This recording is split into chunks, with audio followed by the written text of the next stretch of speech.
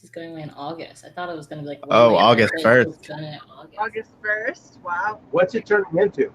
We have no idea. There is, it seems like YouTube has its own live service that they're working on, but we haven't used it yet. So When we've tried in the past, it's only for like us going live, not like talking.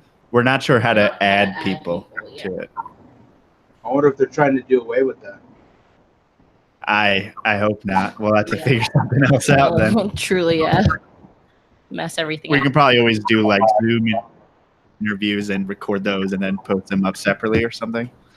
But we're live. Okay. Go for it, babe. Oh, we should stop talking about YouTube Live. As you Welcome everyone to From the Ground Up. Thank you so much for being here. If you guys don't know, everyone was so curious of when I was going to put out an actual YouTube video. So guess what? I finally put out a YouTube video and nobody watched it. So if you could go watch it, that would be sweet. It took me 12 hours to edit, and it has less views than pretty much all of our podcasts, which which makes no sense. But yeah. So I love it's of our rattlesnake hunt and going to the Knoxon Rattlesnake Roundup in Knoxon, Pennsylvania, and we saw some cool snakes. And please check it out. not we, you, and me. Just we, you, and Alan. Yeah. I guess I need to clarify. If anyone knows me, they know I was not there. But other than that, we will have lots of videos this summer, hopefully, displaying all our new babies. If you follow us on Instagram, you know we had our first Brooks King clutch, and it's exciting. Even though they're all normals, it's still fun. This is our first time we've produced kings, and it was really exciting. And they're actually way calmer than our corns have been in the past. I don't know what's up with that. So far, some of them have been showing some type of attitude But since I separated them. But not like right in their little containers more. But like we were able to pick them up right out there. The lay box, or not the lay box, the egg box, and with corns they're like gone immediately and flighty or bitey. But these guys were just kind of hanging out. So. Yeah, at least they're not fast. If they're going to be defensive, then they're defensive and rattling their tail. They're not like corns will run. Right. Then you lose them, and then that's not good. We're sad. But other than that, more videos, more things to come. We have T-shirts available on our website. As you can see, Joe is wearing one of our T-shirts, and I'm. You just made me poke your boob. Oh, you did not poke my boob. You didn't have to say that. Also, that's weird. Try to be transparent. Yes, but if you like snakes and you like beer, buy this shirt. Yeah, be sweet. Theportcitypythons.com. Other than that, baby's available in the not so distant future. Other than that, today's guest. So you may have heard me previously on Deadly Tarantula Girl's YouTube channel. Melissa was too busy being sick to show up. Wow, that makes it sound bad. But today we have the duo from Deadly Tarantula Girl. It is Marita, who is the Deadly Tarantula Girl, and JD, her husband. And they both live in New Mexico and have a lot of really cool animals. So I'm excited to talk to them. During our live stream, they randomly brought in like a mini horse. So that's always fun. And so how did you guys, who got into exotic animals first? And kind of how did you guys meld all of that together? We both were... I've been into animals our whole life, so I guess I got into them first because I'm a bit older than she is.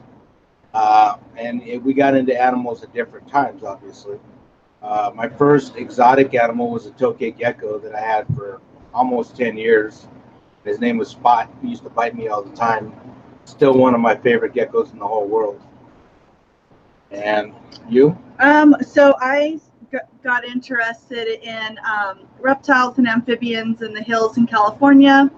We had a lot of really cool tree frogs, some nice snakes, and then when I moved to New Mexico, when I was still a pretty young kid, we had some really crazy invertebrates: tarantulas, centipedes, vinegaroons, scorpions, giant things that were relatively harmless. So I mean, they could sting you and bite you, but it wasn't dangerous. So you could really kind of get in there. I mean, we even had giant ants that where I lived in California, we had fire ants and sugar ants, and they were tiny. And the ants here were huge. They were like moving these big boulders of dirt, and I mean, it was just fascinating. So I started making my own little ant farms, and it was just really nuts. And you know, I was raised up around different types of animals, dogs and cats and rabbits and horses and chickens, and you know,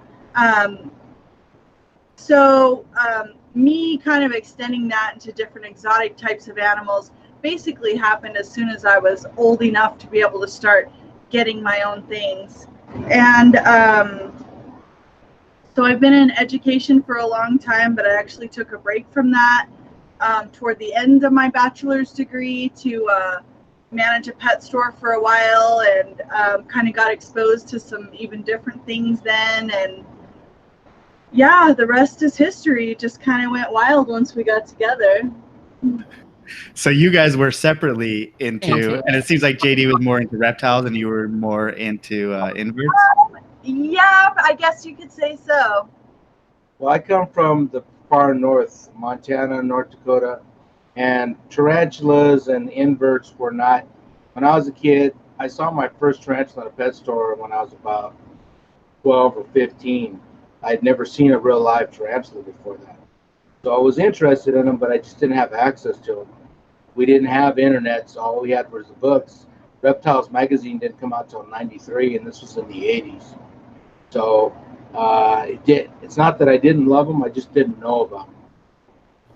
Right. Yeah. I think people forget that to some extent you were kind of constrained to like your local pet store.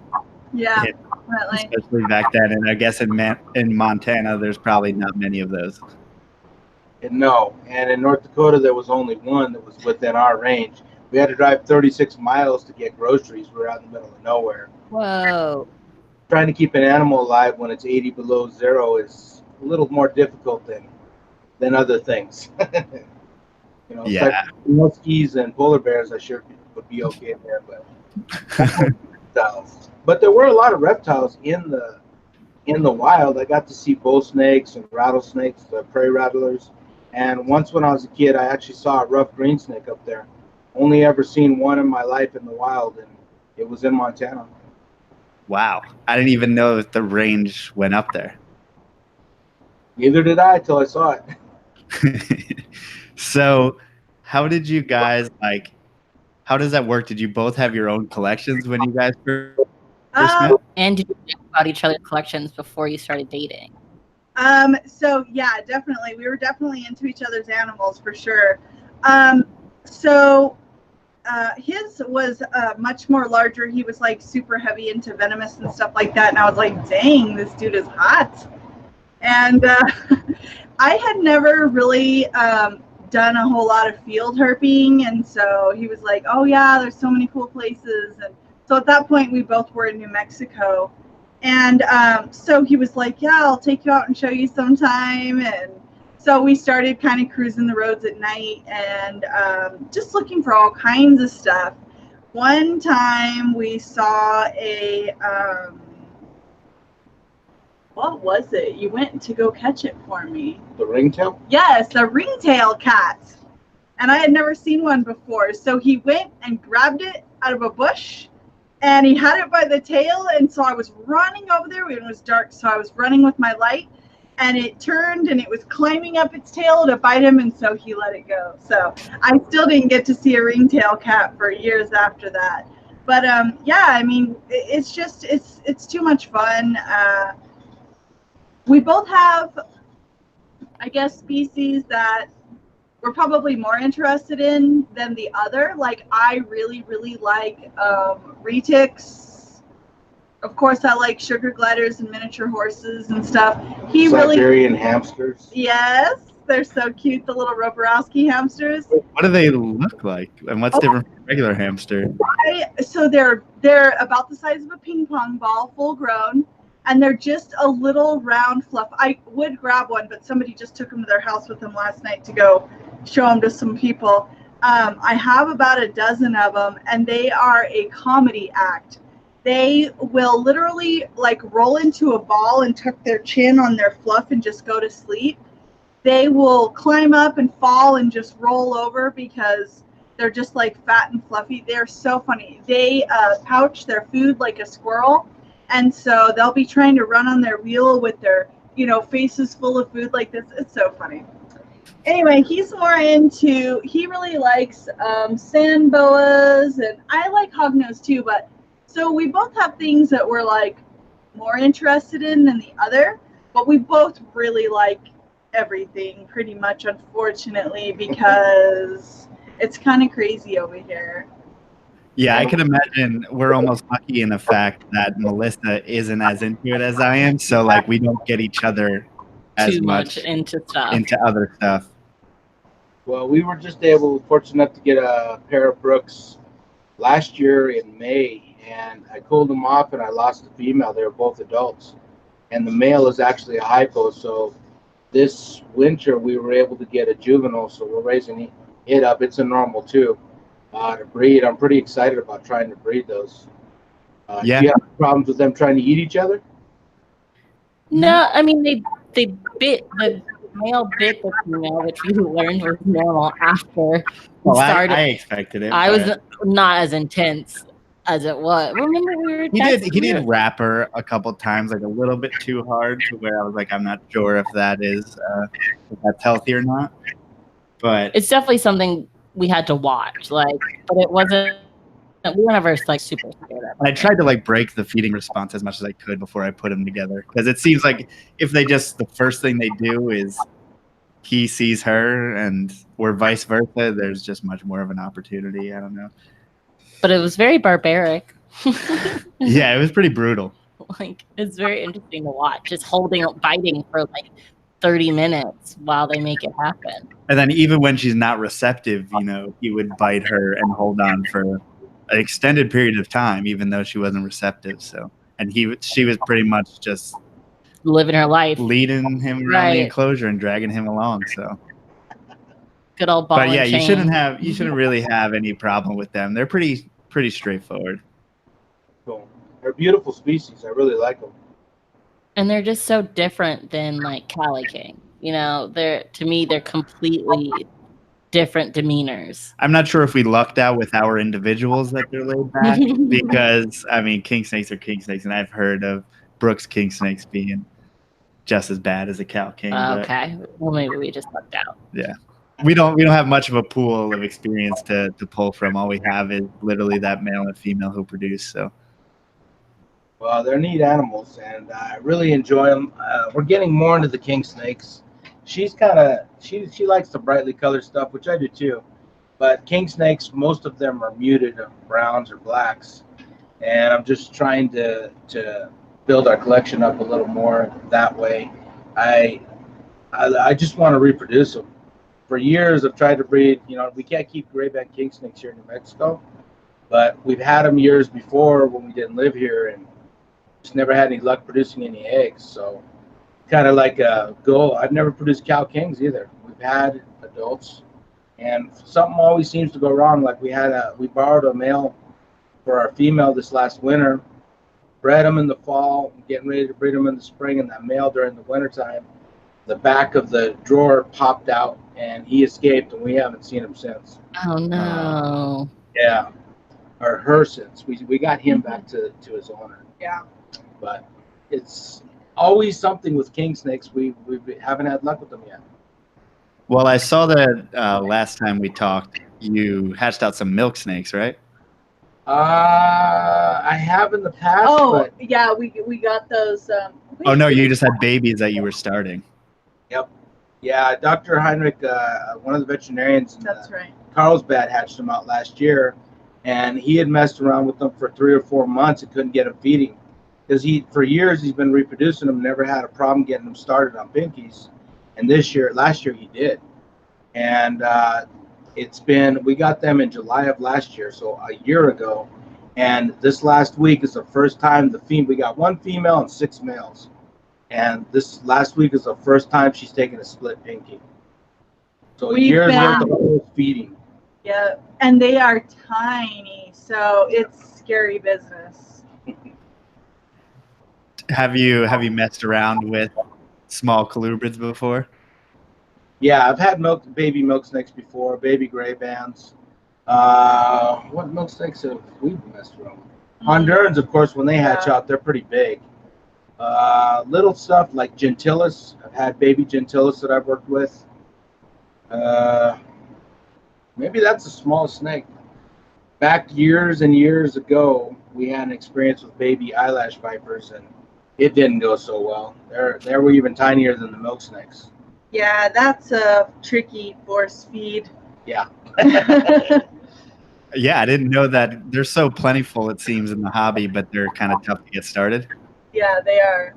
Yeah, it helps if you live in a place where there's lots of frogs and things like that. Here in the desert, there aren't a ton of little tiny frogs running around. So that was one of our problems. How long have y'all been in Mexico? I've been here since '89. What year did you? I've been here about 10 or 12 years. No, 15. Yeah. I don't know. I've been all over the place. So. A while. Yeah. We're hoping to move to Texas soon, which you guys just left. Why did you leave God's country? God. Oh, God. Yeah, we're just closer to family. Otherwise, especially the snake scene there is cool, and we have a lot of really awesome friends It's there. hard. There's a great snake scene here, but I kind of miss the Texas snake scene. Well, it's mostly because you just drink beers at Reptile shows. I wasn't gonna say that, but I was thinking that. I was 100%. I miss the shows. The shows are much more laid back, party-ish like than up here. Oh, really? There's just more rules up here. You can't drink as easily. Well, I guess people maybe they still frowned upon it. I don't know, but we just act much more professional up here than no one frowned upon it. They sold beer at the Lone Star show in Texas. Yeah, like it's drinking is welcome down there. So I don't know. What part of Texas are y'all looking to move to? Well, my dream place, which is not so much hers because it's still in the desert. She wants to live in East Texas where there's trees. I like trees.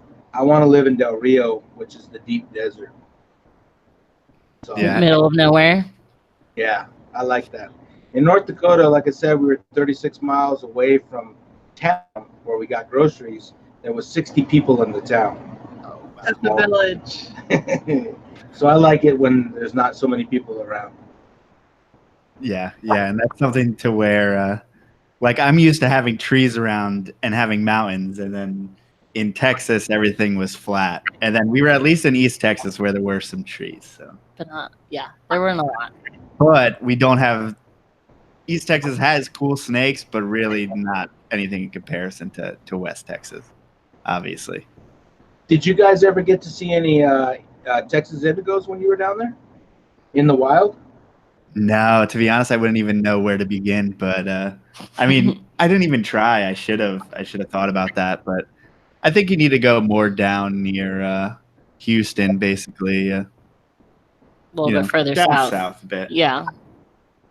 Well, they said that I've heard that there are reports of people that have spotted them south of San Antonio, like 20 or 30 miles. But I've never seen one in the wild either. I'd love to someday.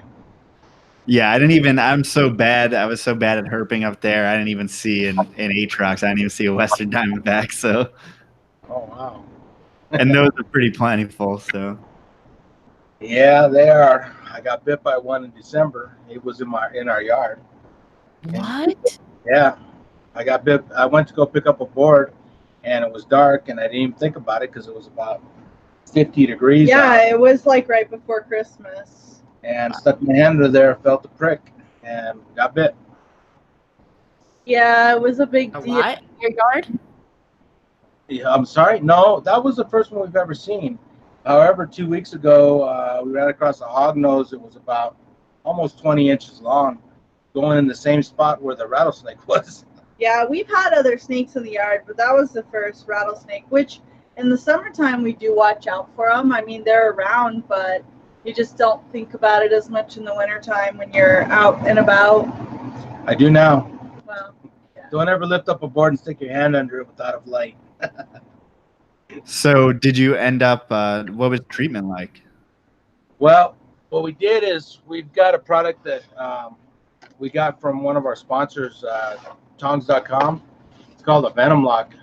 So when I got bit, we were freaking out, which was weird because our son that day kept asking about this. Where is it? What's going on with it? How come it's not in the zoo? I don't know why he thought it needed to be in the zoo, but we have it above our computer here. And so we got this on within probably 5 minutes of the bite. The hospital's about 10 minutes away, which is where I work. And we went over there. I told them I got bit. They got me triaged. Within 45 minutes, they had already gotten an IV started, and we're starting the CroFab. But because I had this on, I got bit right here, which you can't see. There's no damage at all to the hand. Right. I was able to get this on because it was just in the perfect spot for a hand, because this is meant for body, not for your extremities. You know, if your arms, it'll work. They did. One of the nurses, after we took this off, after I got the CroFab, my arm swelled up to my shoulder, and she came in and was shocked. She said she thought it was a dry bite. I knew it wasn't because it hurt so bad. It contained the venom in this area, and that area just felt like somebody was sticking a hot poker in there. So I got 6 vials of CroFab, and the doctor was concerned that my arm swelled up so quick that I got life flighted out to UMC in Lubbock, Texas, and they gave me another 6 vials. But I was discharged the next evening, about 26 hours after the bite. And my arm was swollen up for a week, and after that, the swelling went down, and life was normal. Yep. That's kind of crazy as far as New Mexico. I would imagine snake bites, especially rattlesnake bites, are probably pretty common. So kind of surprising that they needed to bring you over to Texas. Well, the doctor that treated me is great. Can't say anything about him, but he likes to jump the gun sometimes. I work for him, so I think he was just worried because there weren't any surgeons on call. If my arm got so bad that I got compartment syndrome, which means that it swells up so bad that there's no blood flow to it, they actually have to open you up and leave you open so your blood flow can return to your extremities. And he was concerned that was going to happen, so he shipped me out. Yeah, we did a video about it. Oh, we need to go watch. You would think that keeping, compression on that area, you would have at least necrosis in that area that you kind of kept it in. Well, we did an interview with the guy from the Venom interviews. Yes, Ray Morgan. Very smart guy, total statistician. He likes data. That's what he likes. And he argued the same thing about using one of these on a bite that has cytotoxic venom. Yeah, that what could happen is that venom gets encased there, and then it starts damaging that area, and you can still lose an extremity from it. My thoughts is that if you get bit by a snake that has cytotoxin, that if that spreads, that cytotoxin is going to go, and wherever it goes, your system's going to get damaged. And the reason that venom lock is oval shaped is so that if that does occur, they can surgically excise all the damaged area and then close it off. So basically, my opinion is you want that venom to go as little into your system as possible until you start getting antivenom. I agree with that. I want it to affect only a small part of my body. If I have to lose a finger rather than losing an arm. Right, exactly. Yeah. And I mean, we saw it work firsthand. He's the first human trial. Unfortunately. Yeah. So there were some large mammal trials done where they did it on pigs, and it seemed, I mean, the data shows that it worked very effectively. The animals that did not have lock used died quickly. And so this device is purely to buy you time until you can get to a medical facility. It's not a medical alternative. You need to go to the doctor if you get snake bit. And I mean, so we've got it in our pack for when we're out hiking because, luckily we were 10 minutes from the hospital, but what if we had been 4 hours from the hospital? Yeah, if you're like at looking for Crotalus hortum and you're by a big windmill but nothing else, We got to see the video. That's pretty good. Well, I felt the timbers seemed very, very laid back, and I've heard the opposite about the Aatrox. So, Well, you got to remember this. I've heard that about gaboons a lot too, and everybody feels that way till they get bit.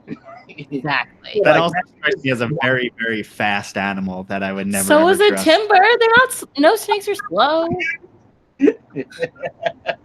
I agree with her. One or like 3. I mean, I wasn't getting close. No, I don't care. All right. You were close to film that video. It could have gone into you in a second. Like Wow. that. We made it. How us and the other, 100 other random people who don't work with snakes every day made it. But or I was more worried about just seeing how high the like grass and stuff was. You have no idea what you're stepping on. Right. You could step on one and it could piss. That's why we had so snake pissed proof. and immediately it could sneak up in there. Okay, well, everyone wants to know, of course. The big question is, how much does Antivenom cost? About $10,000 to $13,000 a vial. So a vial, I'm over. Yeah, I'm over $100,000 in debt from it. Just from the Antivenom. profab, not from the airlifting, not from the hospitalization, or Not from all the doctors that came by and said, "Huh, that looks like a snake bite," and got paid $300 to do that. Just to look at it. and Yep. and all the other staff who came and said, "We look at that." Yeah, so it's not a bite that you want. You don't want to get bit by a venomous snake if you can avoid it for a lot of reasons. But I'd say the cost is way more painful than the actual bite. Yeah, you basically just got student loans. Yeah. There's one big. But the thing is, I mean, it would be different because obviously you've kept hots before. And have you gotten bitten from private keeping? Uh, I like that answer. That was. I haven't. Actually, yes, I've been bitten by a thing or two, and the effects were never serious.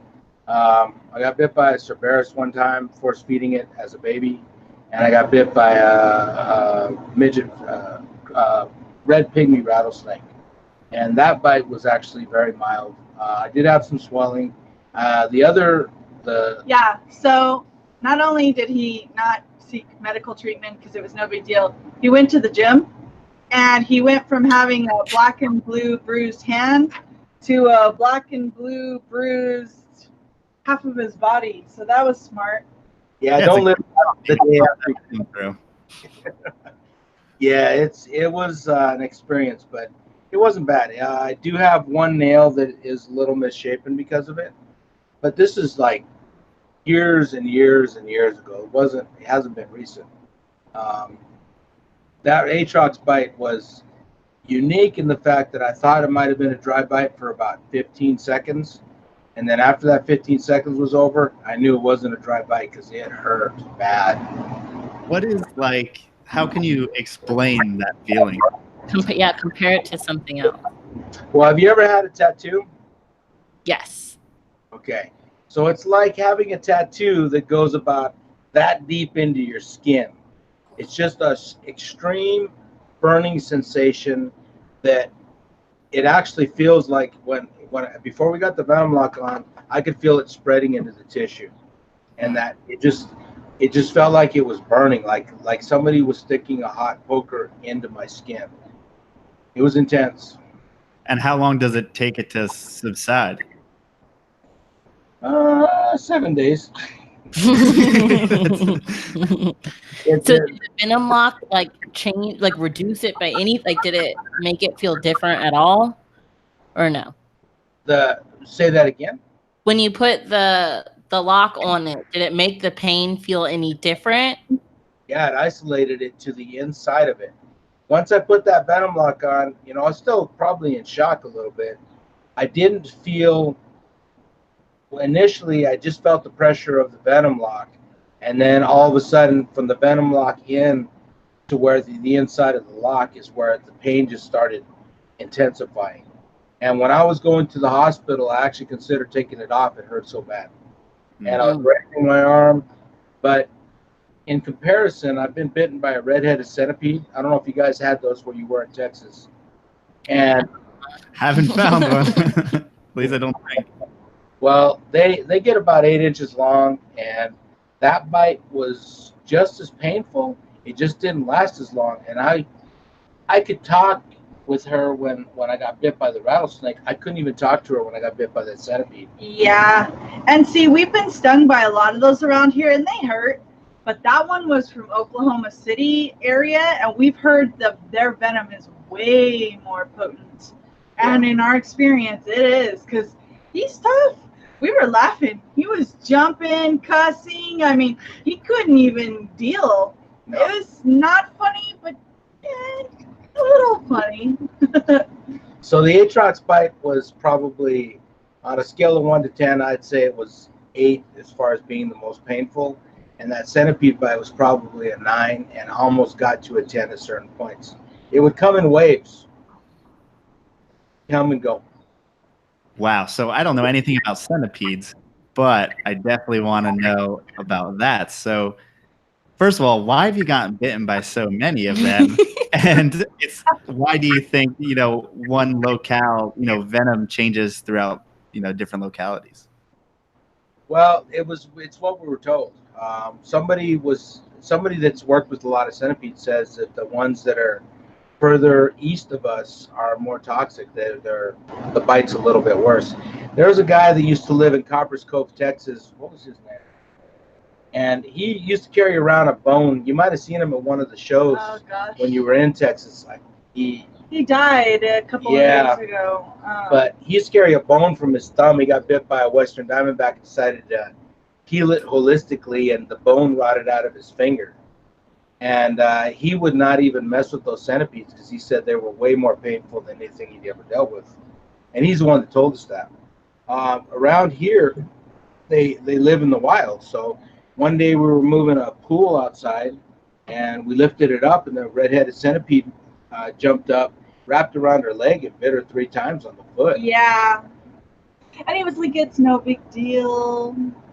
And me, if there's no bag around and you want to catch this centipede, you got to grab it. I did try to catch it. It was too fast. Yeah. What I'm saying, that's how I've been bitten so many times. Oh, yeah. He just picks them up and they bite him. But now that I've been bitten by that one from Oklahoma, the swelling gets a lot worse than it used to. So I'm probably developing some kind of allergic reaction to the venom. So I've seen 3 people bitten by Gila monsters and 1 person bitten by a Gila. I mean, a beaded lizard. And they will clamp down and gnaw. Their venom, I don't know. It is painful, but that wound will bleed. I mean, it looks like a massacre in the room because their venom is an anticoagulant, and it will there's no way to stop the bleeding. You wrap it up, you put it underwater, and it just will bleed and bleed and bleed and bleed. So that's fun to watch. These are people that decided they want to mess with something, and alcohol is involved in these situations.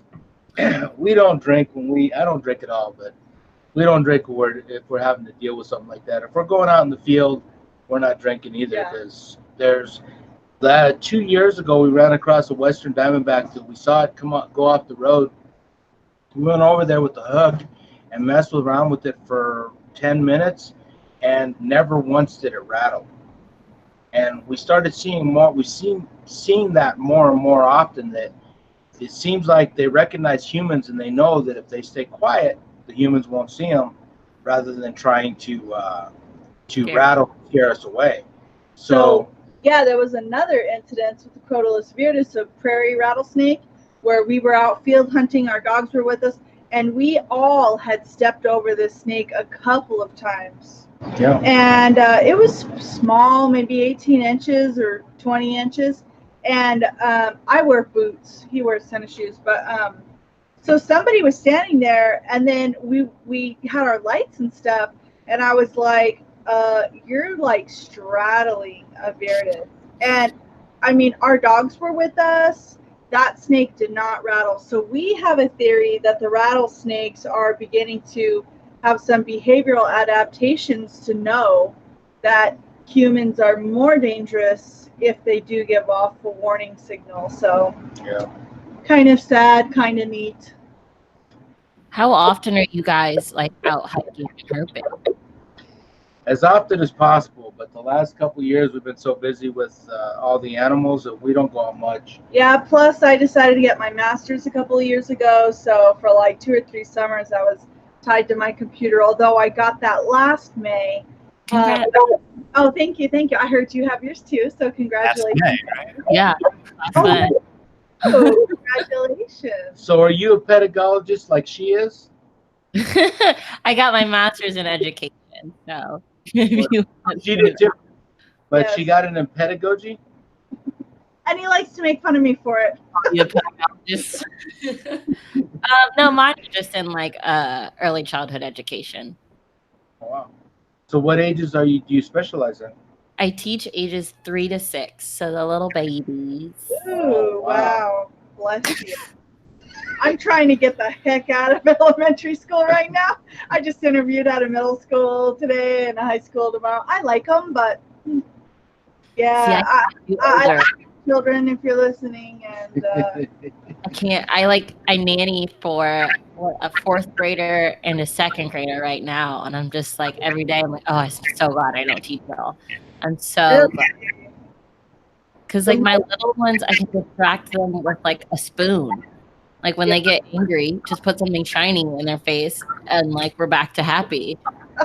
But like with the older ones, they like know how to talk back to me, and I can't redirect them as easy. oh man, language skills are key to negotiations, in my opinion. You can't. Yeah, but like they're so good at it. 3-year-old? Whew, you're tough, man. Like the 3-year-olds don't know that sometimes my threats, like I have nothing to back it up.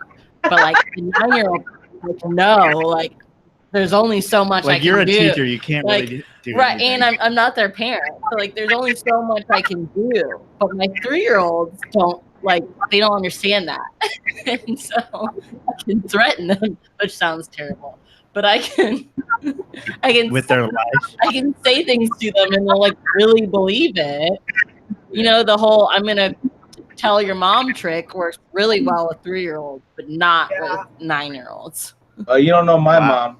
See, I still get threatened with that, and it works. So Marita, does like working with children and being a teacher, does that aid in the fact of you getting your point across in say like YouTube videos where generally like the audience is, pretty young? Yeah, I think so. First of all, my kids think I'm cool because I'm like a YouTube star, so that helps. And you're also like Tarantula Girl. Like So, you like bugs and yep.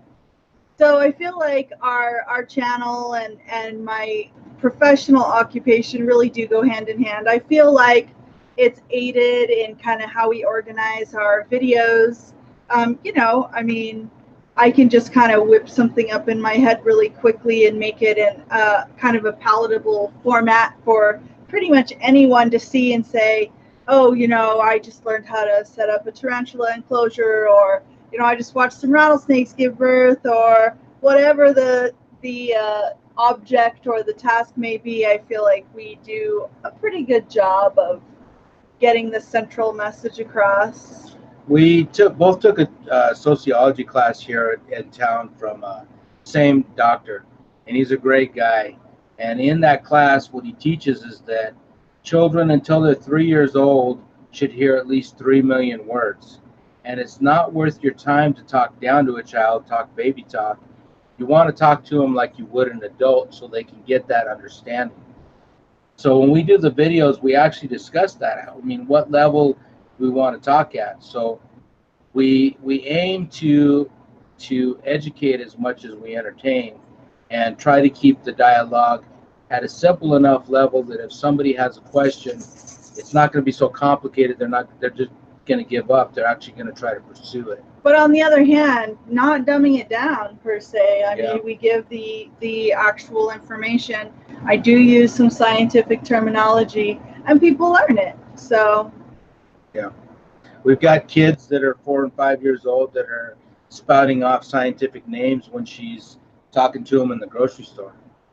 They actually recognize her as the Deadly Tarantula Girl. Yeah, it's pretty funny. Yeah. And they have great questions. Yeah, it's kind of surprising sometimes how much kids can actually learn. Like, we don't give them enough credit. Be that you say that.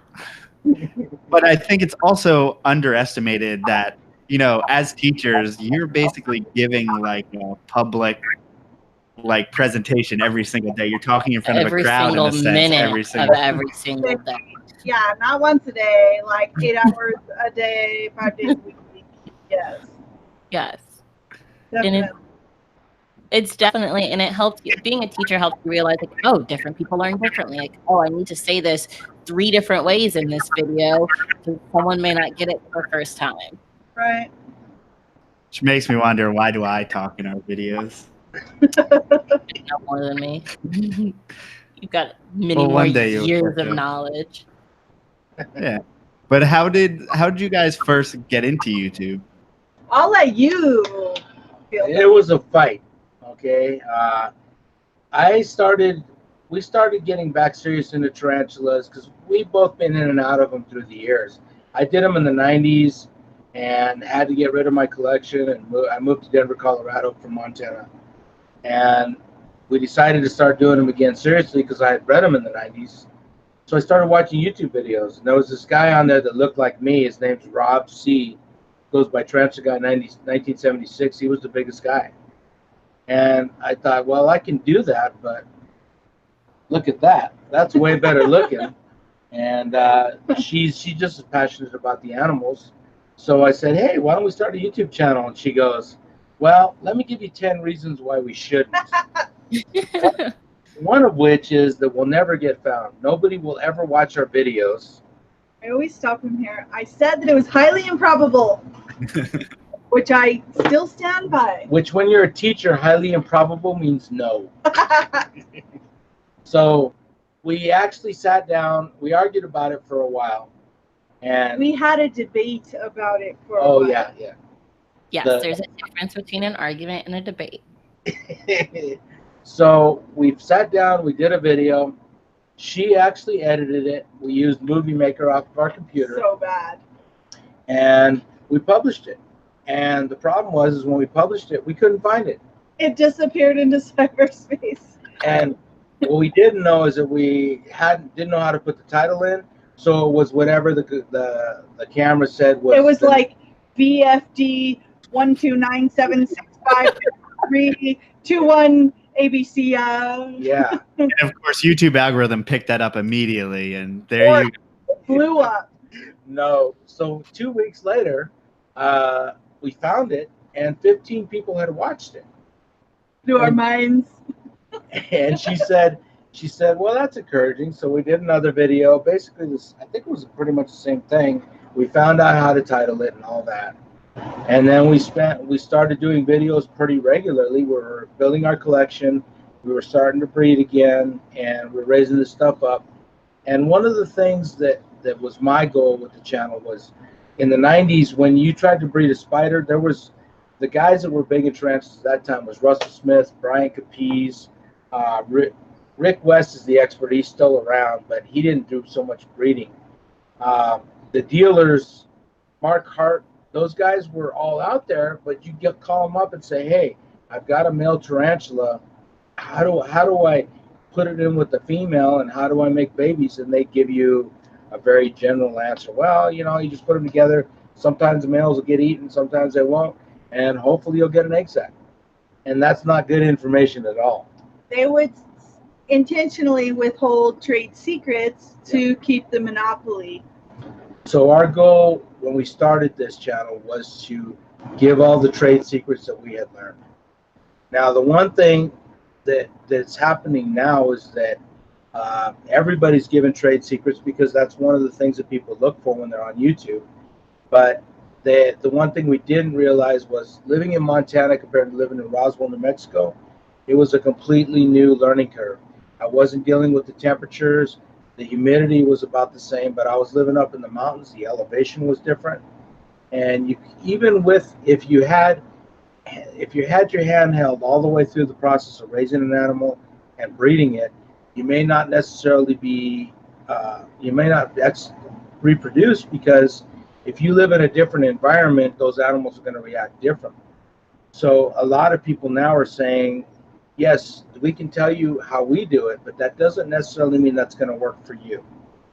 And so it was just back when we started that information wasn't out there. And now that people have this, there's a lot more success, which we're very happy about. Yeah, that was our goal all along, is to kind of break the community out of that shroud of secrecy, you know, just kind of that idea that if you figure out some little tweak for, you know, how to get your Gilas to breed, don't ever tell anyone, don't share. In fact, steer people in the opposite direction sometimes. And so we kind of wanted to fight against that. And I feel like, I mean, not probably just because of us, but that's gone away a lot. The community is pretty strong right now, I would say. In tarantulas and in reptiles. Tarantulas is kind of cutthroat compared to reptiles. Yeah, it is. And back in the 90s, there were, I don't know if you ever heard a story about a guy named Mascareño. He was an actor that started to breed tarantulas. And he started bringing stuff in. He had a connection somewhere in South America and overseas, where he was bringing all these tarantulas in, selling them, undercutting everybody. So Brian Capiz was in Chicago. He was bringing stuff in from England. He'd go over there. He had a girlfriend, and for $75, he'd get a round trip ticket to go to the British Tarantula Society show, which is one of the largest in the world. He'd pick up all this rare stuff, bring it across, sell it. Import stuff that was taken into Europe, because they're way ahead of us in the invert hobby. Yeah, they're pretty serious about their business, reptiles, everything, and so they started fighting, those two, Brian Capiz and Mascareño. And there was another guy, and I don't remember his name, but apparently Mascareño stole his wife. Wow. So he started getting together with Brian Capiz to try to take him down, because Mascareño was making a ton of money. He was importing all this stuff. Our very first, which, let me go back to this, but so they sent a fax to each other. Somehow Mascareño got a hold of it, and the guy said, let's kill him. And what he meant was, let's put him out of business. Well, Mascareño took it literally. For 6 months, he would come into the show in a disguise, and before the show ended, he'd put the disguise back on and leave out the back door. So there was a lot of drama going on. But another interesting thing about the time compared to now is that people are complaining about the cost of tarantulas. Back in 1994, when I got my first Martinique tree spider, it was $30. Now when you buy a Martinique tree spider, it's $30. So it's actually cheaper now than it was back in the 90s, because the value of the dollar is less. So, and people are complaining about the cost. And in those days, like, you had to send a self-addressed stamped envelope, wait for 2 weeks to get it back, and then to get a price list from someone to even see what they had. Yeah, and if there was something that you could afford, because I was making $3.83 an hour at the time. Oh yeah. Whoa. $30 spider was quite a bit of work for me, and I had a family. So there's another story about that. But these people now, so you call the guy up and find out that everybody sent out a self-addressed stamped envelope at the same time. The people that were making $10 an hour had bought those spiders out, and you had to wait till the next round came around, which could be 6 months to a year. And now you decide you want one, you go into Google and you put in, I want a Martinique tree spider, and there's 10 people there that says, we've got them right now. We'll ship it out tomorrow. Right. There was a lot of instant gratification was not a thing that happened in the 90s. Does that, in a way, does that take away from a little of the allure of it, or are we better off? Well, if we were together in the 90s doing what we do right now, we'd probably have half the collection, because it's not so easy. It wouldn't be so easy for us to get a hold of this stuff.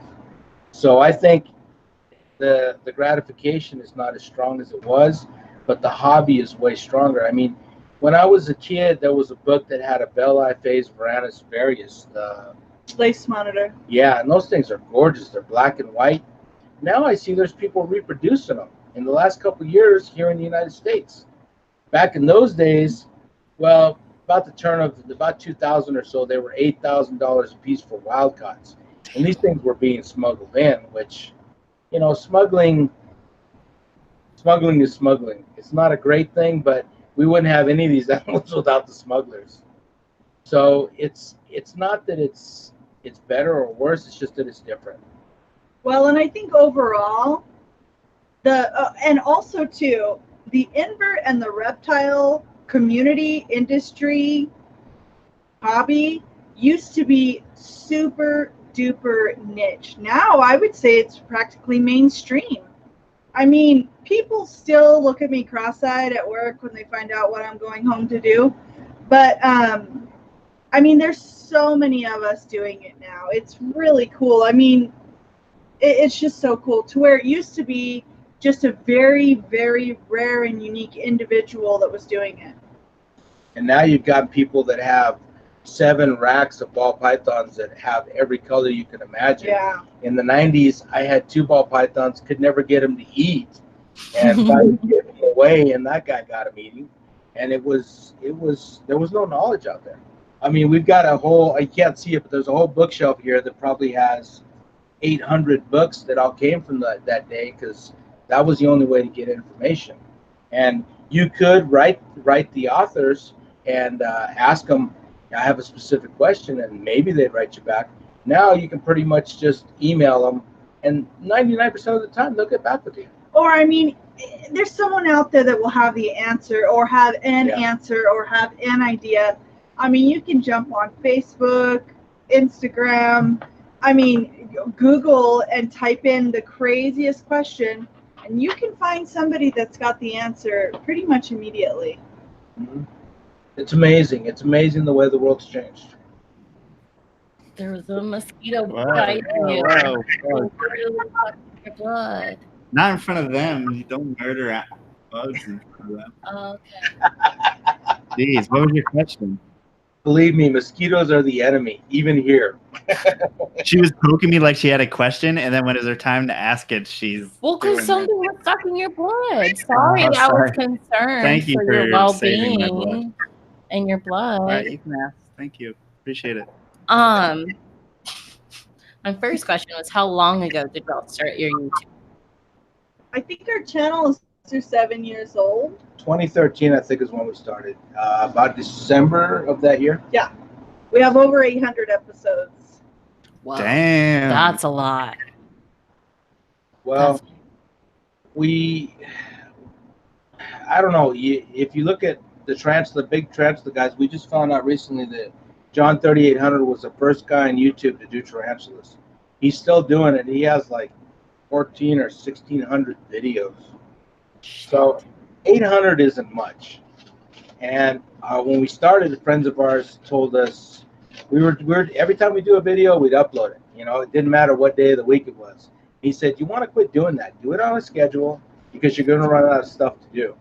And we still haven't. Mm-mm. So it's been now we decided we've done reptiles through the whole YouTube channel from the beginning, but we kept them pretty low key because we wanted to become more. We wanted people to look at us for the information in a specific area.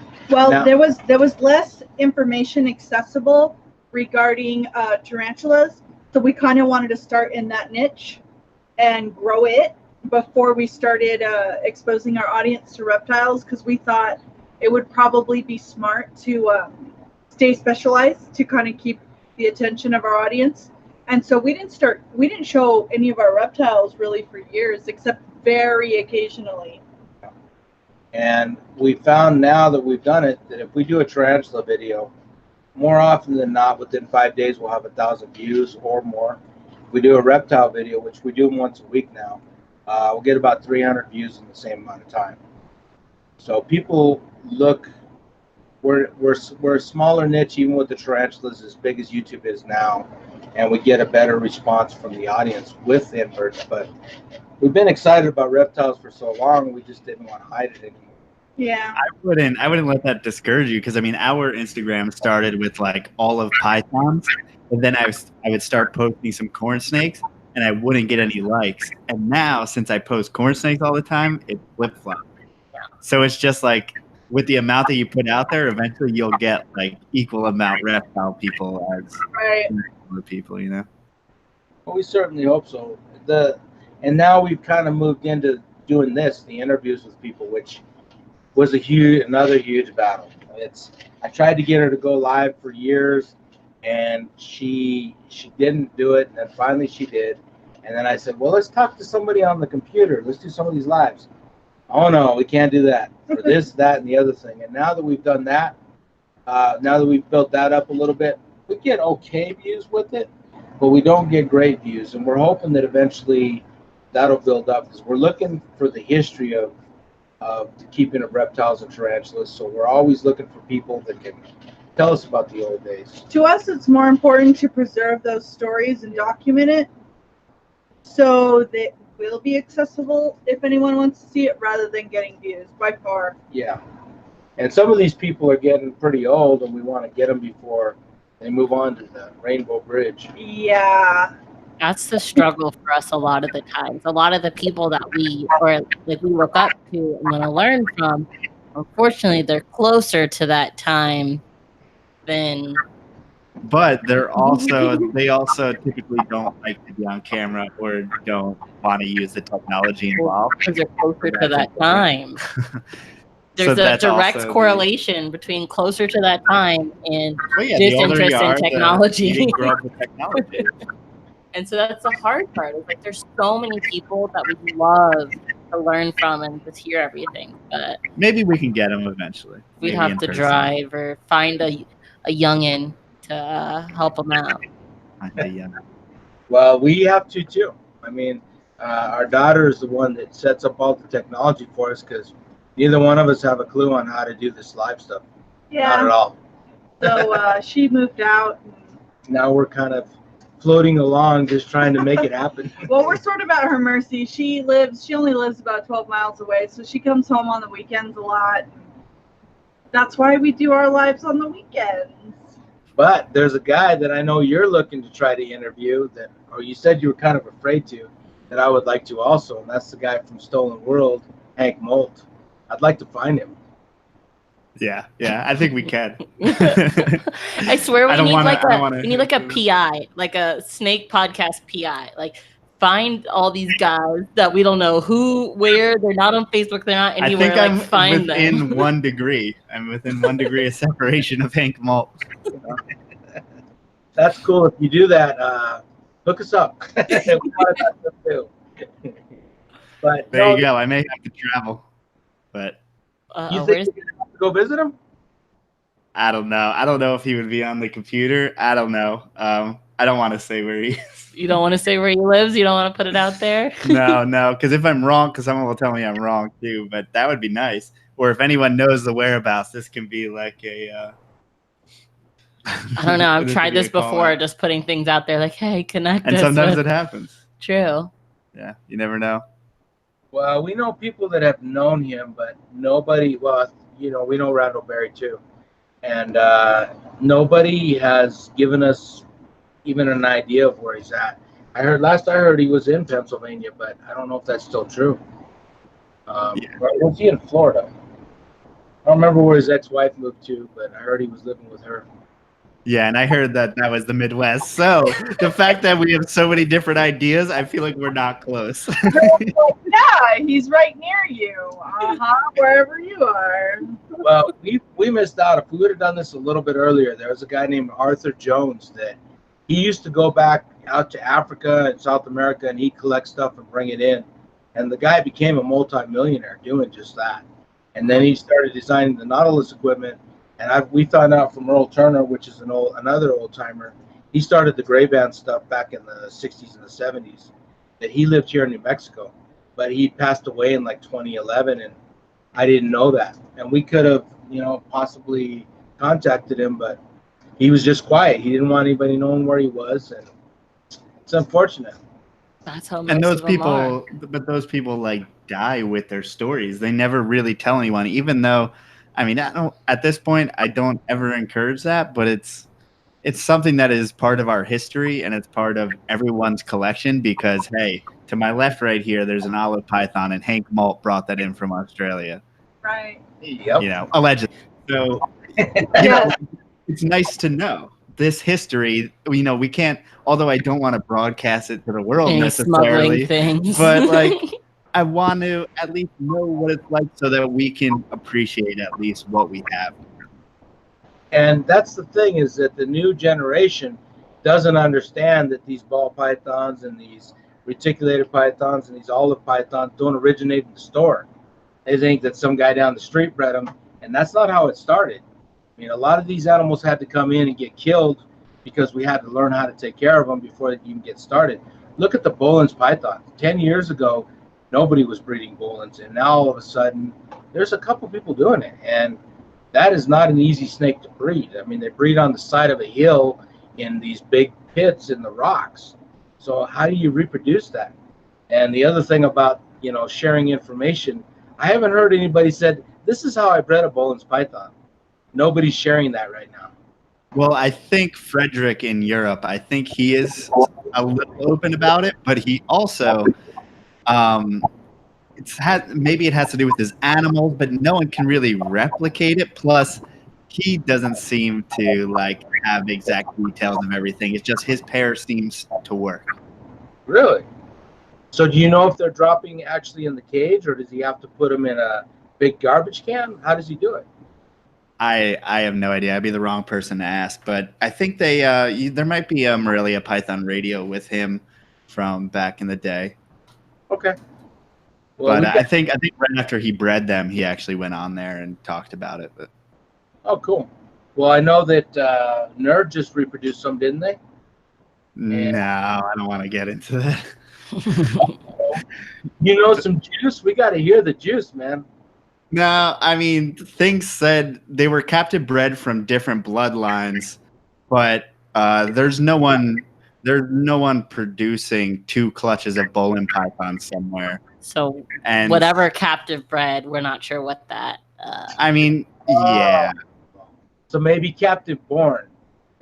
no comment. Oh, I didn't know that. I just saw that. What's the name of the big ball python? JKR just got some Boelens from him, and they were babies. So I thought maybe he had figured it out, because that guy, what's his name?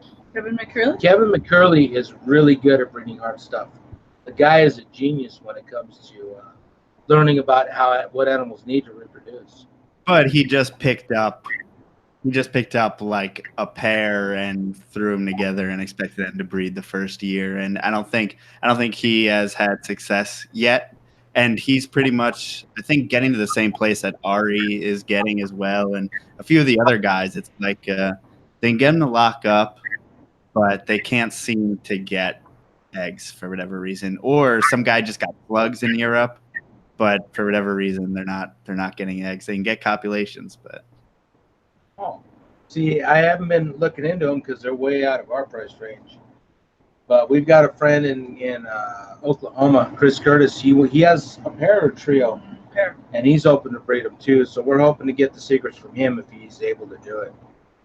But you kind of have to have an in on stuff like that. You know, these people that are like the lace monitors and the water monitors. We have a water monitor. We want to pair it up, but I don't have any idea if we'll ever get them to lock up. And that kind of worries me. I don't even know if the information's out there to see how to do it.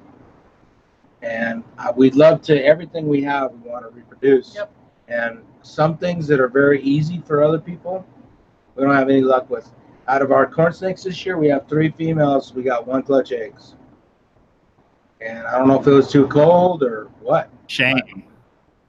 What's going on? And when I was in Denver, I did quite a few corn snakes and didn't have any problem. But I could get them a lot colder there too. Yeah, that is super helpful. Plus, it's like once you kind of focus in on something, it's easy for me to produce corn snakes because that's all I'm doing. So everything's on the same schedule, everything's going. But you guys have so many different things going on. it's probably much harder to focus on each species. Yes, we have this discussion once a day. Yes, and she wants to go to just 1 or 2 species, and I want to go to 20 or 30 more species. No, I just think that Like, these guys love reproducing them, but they are so much work. You know, you get these little babies and they eat thousands of crickets. They're a And it's very nightmare. expensive. They have lots of babies. Yeah, they. How many eggs we do had you get? 60 from one female. She triple clutched. She had like 20 eggs, 18 eggs, and then 22 eggs. And man, that's so much work. Those babies, they need daily care, and they'll eat each other, literally. They'll just eat each other's toes and tails right off if they don't get enough food fast enough, if you're cohabbing them. So I have a dream to build a big outdoor container that has like a 1/4 by 1/4 inch hardware cloth on the top that the bugs can crawl in, and just put all the babies out there, and when they get about 18 inches long, sell them. That's what I want to do. And this is a beautiful animal. But we actually bred her this spring and haven't gotten any eggs yet. So She digs around in her box, but I don't know if she'll lay or not. She's not huge, so she's not bad size. no. You know, I don't even have any clue on how to breed a bearded dragon. You put them together. The boy jumps on top of the girl. A couple months later, you get eggs. No. It's really that simple. It's the cutest. They have the cutest mating rituals. He'll go up to her and he'll do like this little bulldog stance, and he'll start bobbing his head up and down, and then he'll wave his arm like that. I'm not kidding. And then she'll do it back, and then things go down. And then Is there like a formation process before? Yes. It's actually more like leopard geckos. They just kind of cycle about 10 months of the year. And if you have them in close proximity and then start introducing them after a good meal, a lot of times they'll do it for you. We don't cool them or anything. And we've had luck through the years, but this year was not a good year for us for beardeds. So, and this one is a color morph, and it seems like the more you get into something like some of these extreme colored ball pythons, they tend to seem to have less of a more of a failure to thrive. And so they've got all these color beardeds, and there's some that are actually scaleless. I think what they're called, silkies. Leather, yeah, silky. And we've heard from a good breeder here in town. He says you don't want to try to breed those, and you can't breed a silky to a silky. It's kind of like the spider gene. So it seems like the more that they're getting the exotic colors on them, the more problems that are starting to occur. Dude, you need to lube them up. The silkies, you need to lather them in lotion. So do you know how to take care of the scaleless corn snakes? Do you have to do the same thing? I don't believe so. I think the corn snakes, just because they have ventral scales, unlike, say, the ball python that doesn't have ventral scales, for whatever reason, that seems to make them hardier. I've heard that they can be like prone to cutting themselves on like branches, stuff like that. I mean, they don't have any scales, but it seems like they're like the hardiest version of scaleless, but I don't have any. Well, as far as beardeds are concerned, I just like the normals. I like what they used to call what are the red ones? Bob Mylou started producing a red morph and sandfires. And I just want to do those. I don't want to do any that I have to spoon feed every night because we don't have time. Or rub lotion on. Yeah. Yeah, and I remember just listening to guys talking about scaleless ball pythons, and you have to do, or they're trying at least to do something similar with those as well, rubbing lotion on them, and it's just like, why are you even fucking with this at this point? Like, can't you just be okay with the 1,000 other morphs that you have? You gotta take the fucking scales off of it and rub it with lotion. Well, I've never had a scaleless snake. I've never had a two-headed snake. I've never had we actually did have one chimera. What are those called? A paradox. A paradox snake. We produced some, and they failed to thrive. They died after about a month after they were born. Some boas. You got to try it out. I mean, how do you know you're gonna like it if you don't try it? Don't knock it till you rock it. Is that your motto? Exactly. You never know. Snake lotioning might be your most favorite pastime in the world. That would probably make a good YouTube video, but Melissa would have to do that one. Well, they make lots of remarks about how scaleless ball python feels. I think it's kind of funny. Yeah, But it's true. one of the guys that we're dealing with right now, Earl from Lone Star Reptiles, great guy. He thinks that the trick to scaleless ball pythons is less humidity. He thinks that people are keeping them too wet, and that's what's doing them in. I don't know. I want to try it myself. So you're into it. Yeah. I don't know about the lotion thing. I'm not a big fan of lotion. So she likes to slather herself in lotion. I can't stand it touching my skin. It just, What? Dude, I hate the oiliness. yeah. It drives me crazy. He won't even. Oh, never mind. I was about to get a little TMI. Okay. Interesting. Even if I put like lotion on myself, like he won't touch me if I have like too much lotion on me, which is so strange. I don't understand. I know exactly what you're saying because that's exactly how I feel. It's not natural. It's smooth. Smooth is natural. You want to be smooth. You want to touch skin. I don't like having. It's kind of like condoms. I don't want anything in between me and the pleasure. I want direct contact. Just the way I am. There you go. And I mean, luckily, Irish kids don't get ashy, so that's probably the main. Yeah, that's only half of our relationship is Irish. I have to wear lotion. I know, but I'm saying I don't, so I guess I'm just not used to it. Gotcha. And you grew up in a family with people. You're kind of like a scaleless ball python. Oh, really? Yeah. Thank you. That's the first I've been compared to that. What can I say? So we didn't really get into breeding tarantulas since you were talking about how people used to withhold this information. Can you give some like general guidelines on how to breed tarantulas? Yeah. Go ahead. Okay. So there are certain species that are more shy than others.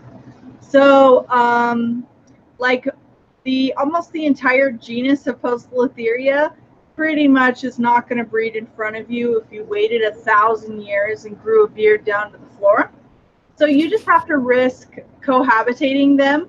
And so ideally you do that. We have large breeding chambers.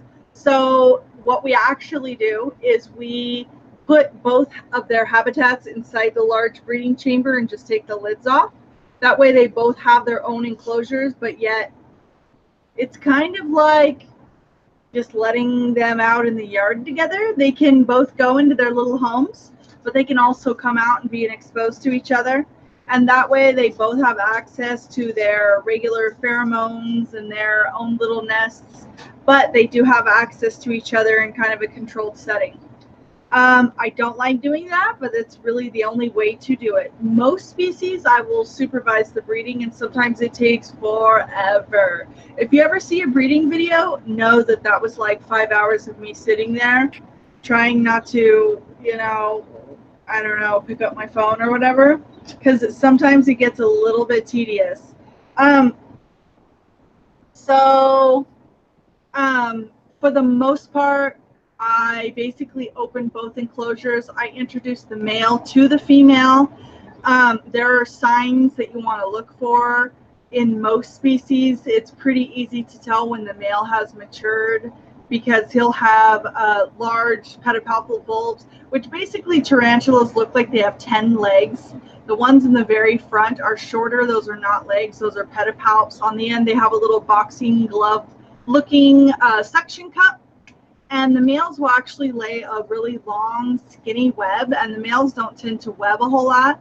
And they'll actually deposit sperm onto it, and then they go with their pedipalpal bulbs and suction it up, and then they keep it in there until they find a lovely lady. And so once you see that sperm web, you know his pedipalpal bulbs are charged. Yeah. You breed aliens, I'm concerned. Pretty weird. Oh, this isn't the... So... Then you'll see the males are not sexually mature until their ultimate molt. So that is their final molt. They're going to die after that. Some of them live for 6 to 12 weeks after that. Some of them can live for a few more years after that, depending on their lifespans vary a lot. from species to species. Females, on the other hand, sexually mature once they reach adulthood, but they'll continue growing, they'll continue molting. So on your female, you just want to make sure that she's a certain adequate size, age, body weight. Once she gets to be about that big, you can introduce a male to her. She may not be mature or fertile yet, but sometimes introducing that male will actually encourage her to molt again and actually sexually mature. So that's kind of cool. So you put them together, and kind of universal tarantula breeding behavior is him doing a toe tapping motion. It's just where they kind of stomp the ground with their legs. And also they will tremble their bodies. And so for the most part, you have females inside burrows with web or in a tree with web. And that vibration is going to tell her, I'm not a prey item, I'm here to get it on. To get it on. And so then if she is feeling like reciprocating, she'll also start tapping and vibrating. Then you want to see them come. You want to see them face each other. And then she'll rear up and bare her fangs. Now, that's where it goes terribly wrong sometimes. Sometimes she eats him. And so I like to supervise. I use fishnets and like long tweezers. And I actually will kind of like put them in between them. And then if I see like real friendly interactions, which sometimes looks like she's going to cannibalize, there's a real fine line in tarantula breeding. If I feel like she may not eat him, I will slowly withdraw the tweezers. And sometimes I still do have to kind of jump back in.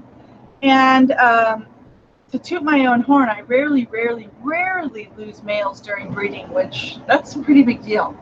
So what he needs to do, most mature male tarantulas have a tibial spur, which is a little hook on their front leg. It's a little fork.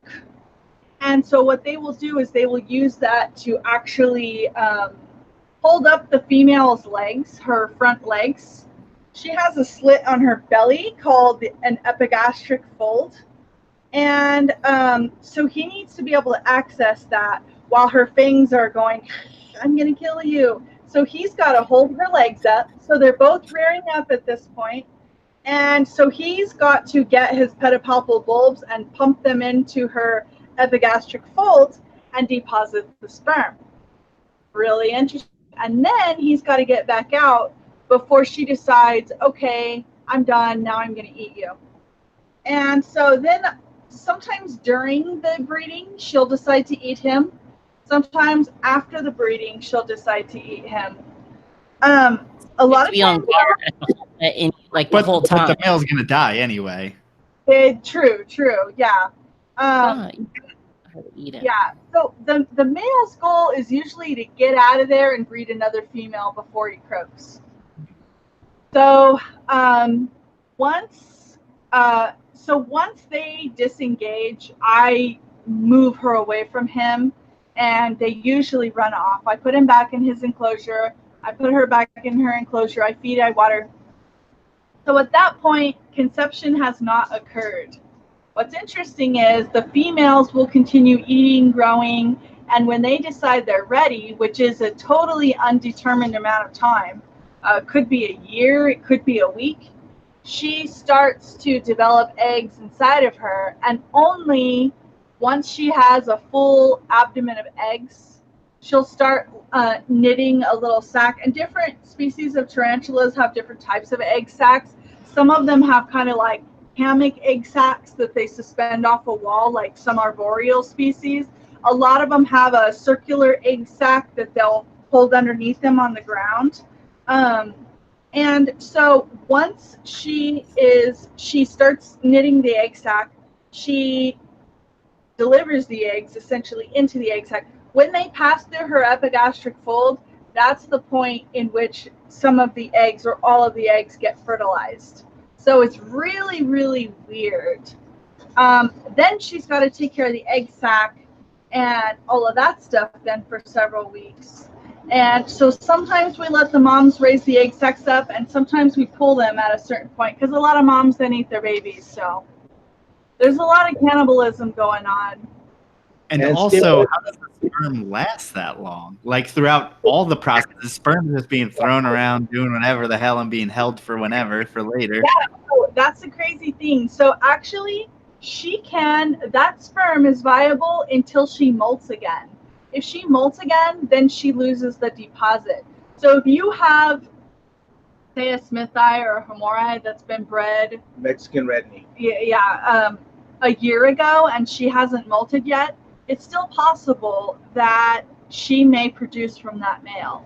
And often with the Brachypelma species, which come from Mexico all the way into Central and South America, they will breed in the summer about this time of the year, and the female won't drop eggs until spring of next year.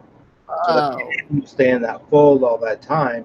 She'll eat through the fall, she'll cover herself up, and when she starts feeling the rainstorms coming in, then she'll drop that egg sac and try to hatch out the babies about the same time the insects start coming out of the ground. And some species of tarantulas, well, I would assume they probably all can, but they can actually double clutch from one breeding as long as they haven't molted again. So they'll lay a whole nother egg sac a period of time after the first egg sac. Have we ever had one triple? I don't think so. Okay. So is there any rhyme or reason to that female when she molts? Yes. So essentially, when she grows too large for her exoskeleton and needs more room, that's what's going to prompt her to molt again. But that's different for everyone. Yeah, I mean, so there are species of tarantulas that have a 3-year lifespan. There are species of tarantulas that have a 25-year or plus lifespan. Females tend to live longer than males. So in general, the slower growing, the longer their lifespan is, which, that makes sense.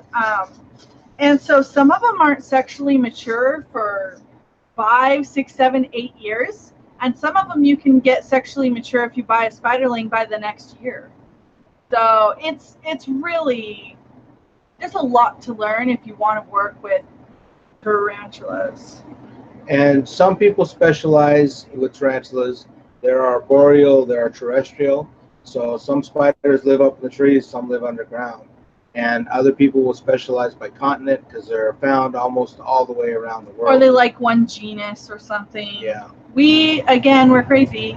We like it all. If it's pretty, we'll get it. Pretty much. And what we try to do is, because the males only last for that one season, we try to raise up spiderlings from different egg sacs so that every year we have a continuing cycle of males. Because they're not going to last forever like the females can. Yeah, and we like to have a harem of females ready for that male when he matures. And we do a lot of breeding loans because there will be these, smaller keepers that, their one tarantula that they had became a male and then it's just going to die. So they'll be like, well, at least we want him to breed. And so they'll send us their male, or we have a male and they have a female. And so ultimately, some of them don't even want offspring. They just want their animal to be able to reproduce. But usually we give them half the egg sac. So an interesting story to her telling this is when we first started the channel, she actually explained it just like she did there. And someone decided to make a comment, I just laid a sperm web on my stomach. And that grossed her out for years, and she would not use that word. What would she call it? Deposit. That's what it was after that. Until the last 6 to 8 months. Yeah, somebody was saying, oh, I was looking at you and I just laid a sperm web on my stomach. And I thought that was, I've heard some gross things in my life, but for some reason that just grossed me out so bad. And why is it like, to a man, that's like the funniest thing I've ever heard? But Melissa's also like, that's the most disgusting thing she's ever heard. And of course, I'm visioning like the most disgusting person. It's not an attractive person. It's definitely no. Yeah, it's definitely someone gross in their bedroom, living in their mother's basement, most likely. That's exactly what I would have said. Yeah, gross. Ugh. Okay, so let's change subject. Except, what weirdly though? Wait, questions. Before that though, you know what weirdly is? When she said that, my brain went to Spider-Man. Okay. Now I've Only got the picture in my head. Spider-Man yesterday, and like webs. Yeah, I don't know. Sure. Okay. I thought of Spider-Man. I was like, whatever. But you're talking about breeding loans, and it made me think. So with snakes, we have like a period of time where we don't ship out just because of the weather. I literally know nothing about spiders. So is there a period of time where you're not shipping? Wait, is a tarantula a spider? Sorry. Yes. Yes, they are actually. They're not a true spider, but they are a spider. And one of the bigger questions that's been coming up on the channel recently is that all invertebrates are considered animals. They're in the same kingdom. So you call it an animal, it's... I mean, humans are animals, mammals are animals. If invertebrates are two animals, and people are like, "You're an idiot. That's not an animal," and I'm like, "You're an idiot. Yes, it is." She doesn't say that, thank God, I never but have. she thinks it. Oh yes, I do. No, I get all scientific on them and offer like, "Oh, here's the kingdom and phylum, and you're a moron." Yeah. But I think at least No, the let her little answer my amount of- question. Okay. Yes, it's basically the same as snakes. Now for us, we have days in December when it's plenty warm enough to ship. So if we're shipping from here to Florida and it's 72 degrees here and 78 degrees in Florida, we'll ship that day. So I wouldn't say there's a season that's we're shut down from shipping because we do live in a warmer area.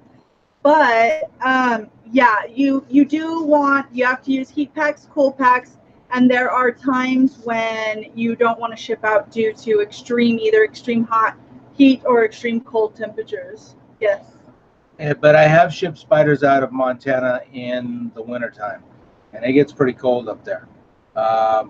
It's not, I would say, because it's a smaller animal and it's encapsulated, rather than sending them in a bag, which is not holding any heat, you put them in an actual vial or straw. Oh, that's and that air actually, In a straw?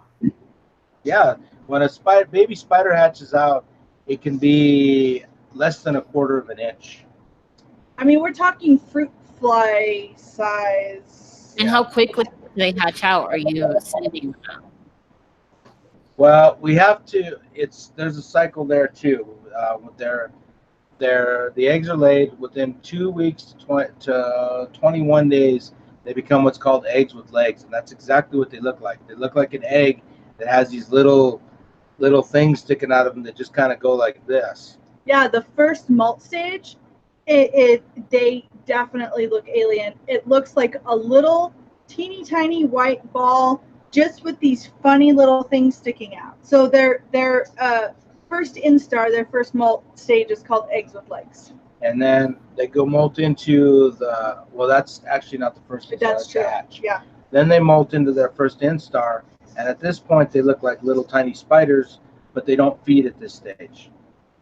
And then they molt out one more time, which can take 6 to 8 weeks. I think it's even up to 12 weeks of some species. And then they're to the feeding stage, except for a few species in Africa. They need one more molt before they actually make the feeding stage, a third instar. So yeah, a reputable breeder will keep them until they're in a feeding, at feeding age, and that's a lot of babies to take care of. But when they first hit second instar, they don't typically eat each other for a little period of 7 to 10 days. Most of the hatching happens in the spring. So if somebody's done a breeding load which last year we had 1,500 babies. Out of one exact. We divided Repeat them that. all. Sorry, it glitched for a second. Repeat that. We had 1,560 babies out of one egg sac last year. Get the fuck out. So half of that went to another guy. Thank God. So at that instant, when they molted in the second instar, we packed them all up into a big container and shipped them to him. Which normally you have to house them individually. Yeah. And what we do is we chase them around like lunatics until they crawl into a straw, and then and then you have to take paper towel, cut a hole in. We use 18 gauge needles, poke holes in the straw, and getting them into the straw is not very easy. They don't want to go in there. And then you got to take paper towel, put them in the ends, and if you've got 100 spiders, we're going to be up all night doing that. Seriously, it's not a fun part at all. So imagine those 1,600 babies trying to pack them all into straws. Which we didn't. We put them all together Yeah. because right after the molt, they're not going to eat each other for about 7 to 10 days. So that guy got them, and then he had a couple days to unpack them. And he said that he sold them within a month. He was sold out. And we sold ours just about as quick. Yeah, Wow, that is crazy. So, it is.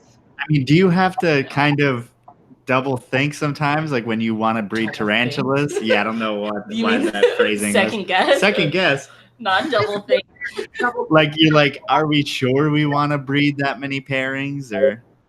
Well, we actually have a spider that was sent to us about a year and a half ago called the Lasiodora parahibana. And those spiders are famous for dropping 2,000 babies in a clutch. Now, the reason it was sent to us is we were hoping we could find a female because we don't have one. And we actually have just located one.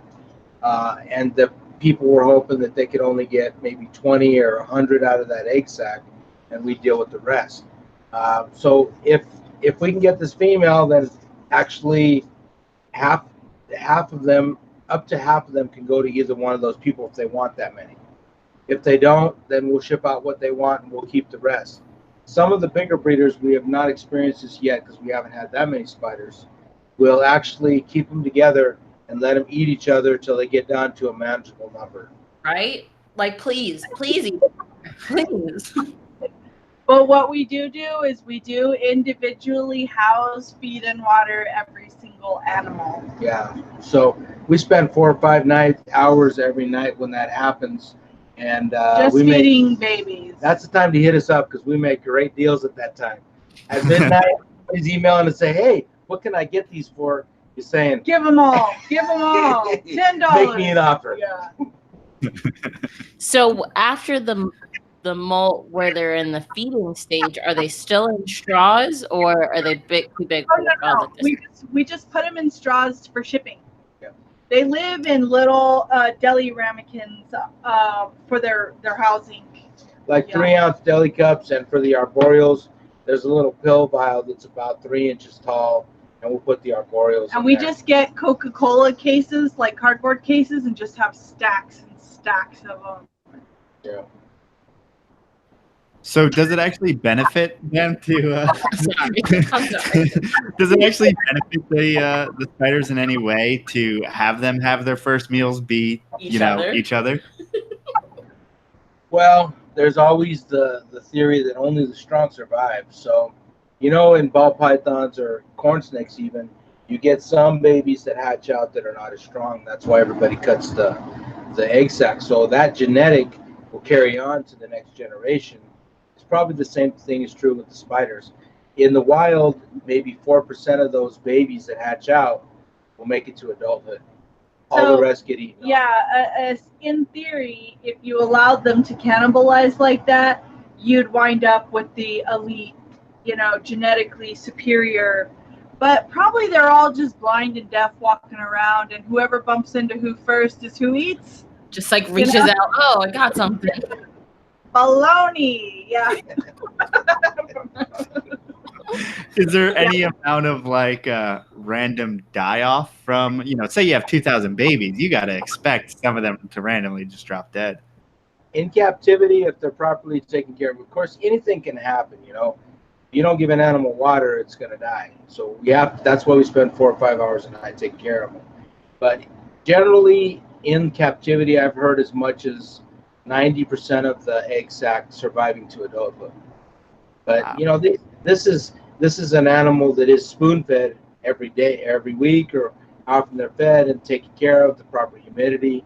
So there is some attrition, but not as much as you would think. And there is a portion that will fail to thrive no matter what. I mean, they're just. We had a species that came in. We've waited for years and years to have called Stromatopelma calceatum. Feather-legged baboon out of Africa. Nasty spider, beautiful. We raised them up until they were about 6 or 7 inches just before maturity. We had 8 or 9 of them. Every single one of them died. Within a month. Yeah. And every week, 2 more were dead. There was something wrong with them genetically. Maybe too much inbreeding. But when they all die off like that, there's two possibilities. One, you're keeping them wrong, which we'd had them for years and raised them up to that size, so that doesn't seem to be the case. Or two, there's something wrong with them genetically and they're just a time bomb. They get to that point and science or nature won't allow them to reproduce. Yeah. Weirdly, we've raised softbirds, African softbird rats through the years, and there have been 2 instances that we know of that the colonies across the country crash kind of all at once. Yep. Of African softbirds. I mean, from far away. It's not like us and our neighbors and their neighbor, all across the country. And it's probably environmental. I don't know if you know, but the ball pythons, all the breeders are saying that their eggs, their females are dropping late. For whatever reason, this winter, the females decided to wait a little longer to start ovulating, and Not just ball python. I felt like a lot of the people we talked, I mean, ours were late. I feel like a lot of the people we talked to were like, something weird happened this year. Especially the carpet guys are just having a tough year altogether. Really?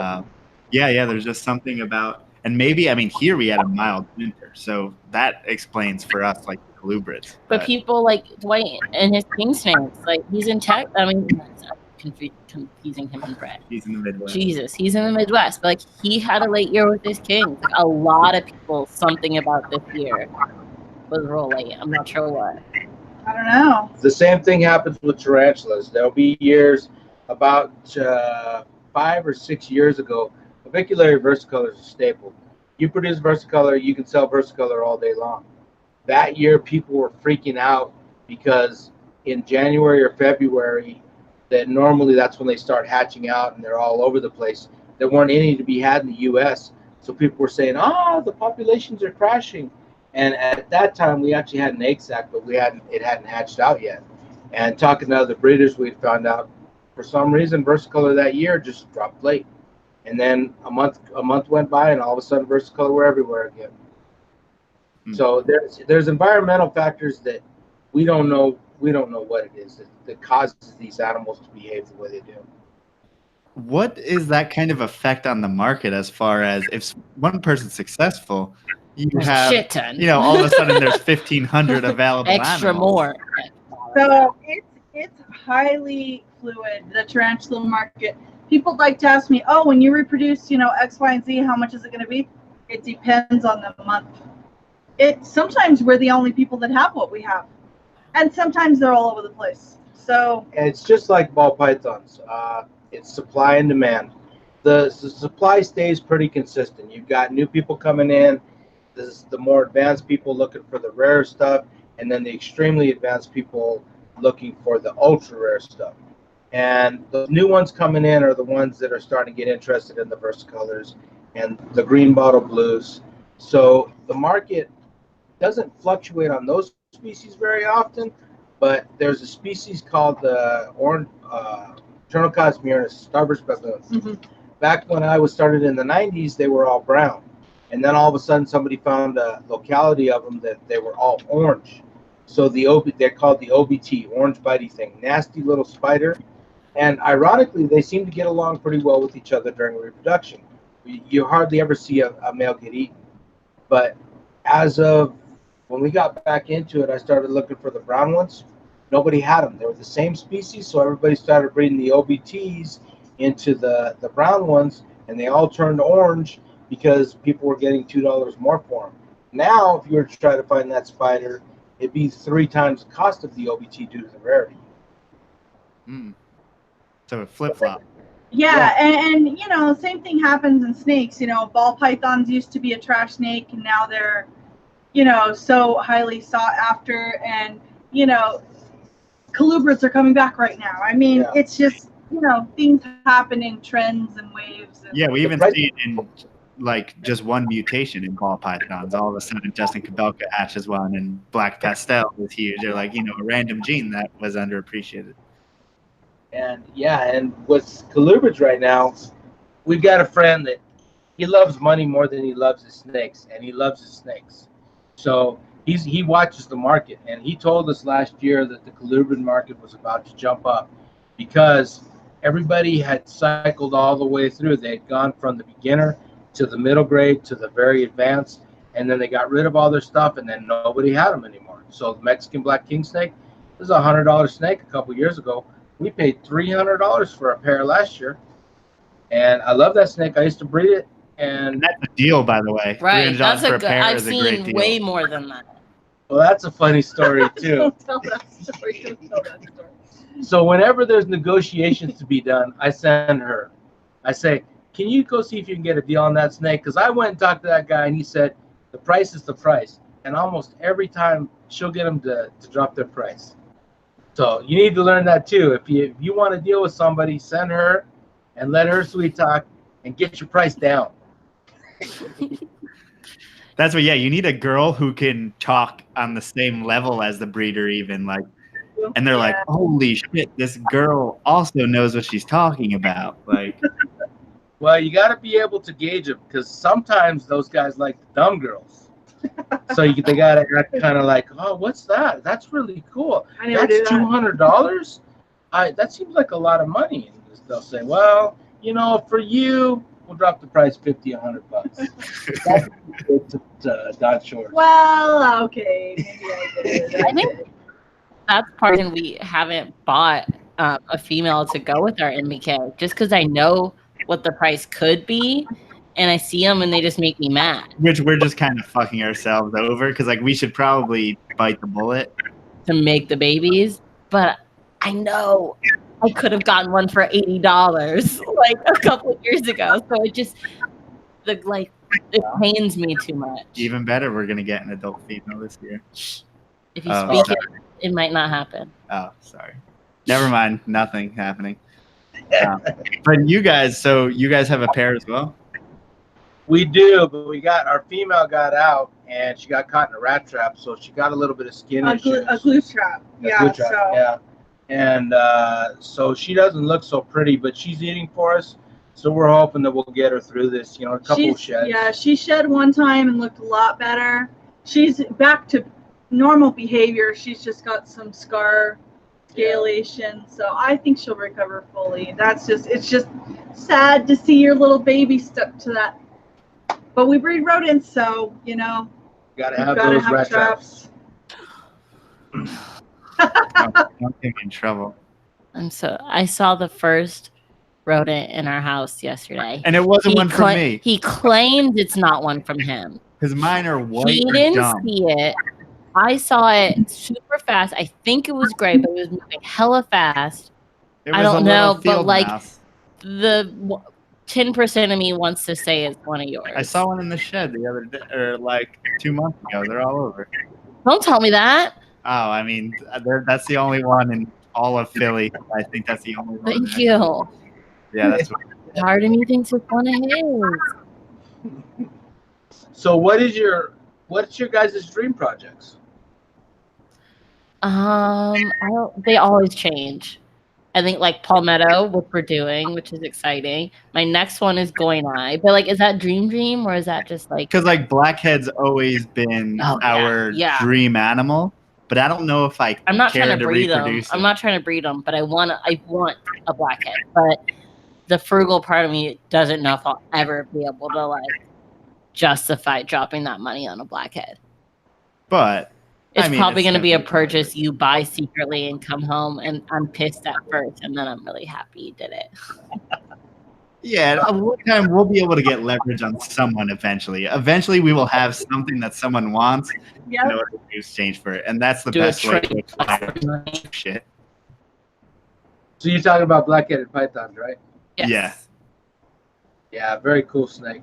She doesn't think they're all that impressive. I like them. She likes the womas better. Oh, see, I love blackheads way more than Womas. Is it just because of the rarity or because of how they look? How they look. It's in it. I'm particular about my blackhead. I like the high, like red in the rest of the body. Obviously not the head. The Swiss. They're called the Swiss line blackheads. God, they're gorgeous. And 1,000 plus. Which I forget if that's the western or the eastern species for the more initiated. I think it's the westerns that are in, but I could be totally wrong. I have 50-50 chance. But what is, as far as you guys go? I had a question. I have a couple new questions. that I've been wanting to ask the whole time. Okay. Total person who knows nothing about things with legs. Compare what people think a tarantula is going to feel like versus what a tarantula actually feels like. That's a good question because most people, if they don't like spiders, they ain't gonna touch them. Well, so I guess people who are interested in them and kind of like them, like would be willing to touch, think they're going to be really soft, and they are. But what touches you are their toes, and they actually have like a bipedal claw. Tarantulas have claws. That's called their tarsi, their toes, and they hold on to you with them. So it feels kind of pinchy, like kind of like they're pinching you when they walk. So that does freak people out. So I was like borderline. Maybe one day I'll let it walk across me. Yeah, Now- but you and now made it. I'm You made me thinking- not want to do that. It doesn't hurt. It's just, it's strange. Like they will hold on. Oh, I guess I've been bitten by a tarantula. That's technically venomous, but She did. She said, "I think this spider's gonna bite me. This spider bit me." She didn't get excited. there were 2 little drops of blood. I was like, look how cute. And Yeah. yeah. So are there any medically significant tarantula bites? That is open for discussion. As of right now, in the literature, there is not. But there are stories and reports. See, I have a problem with the government and the people trying to control the government.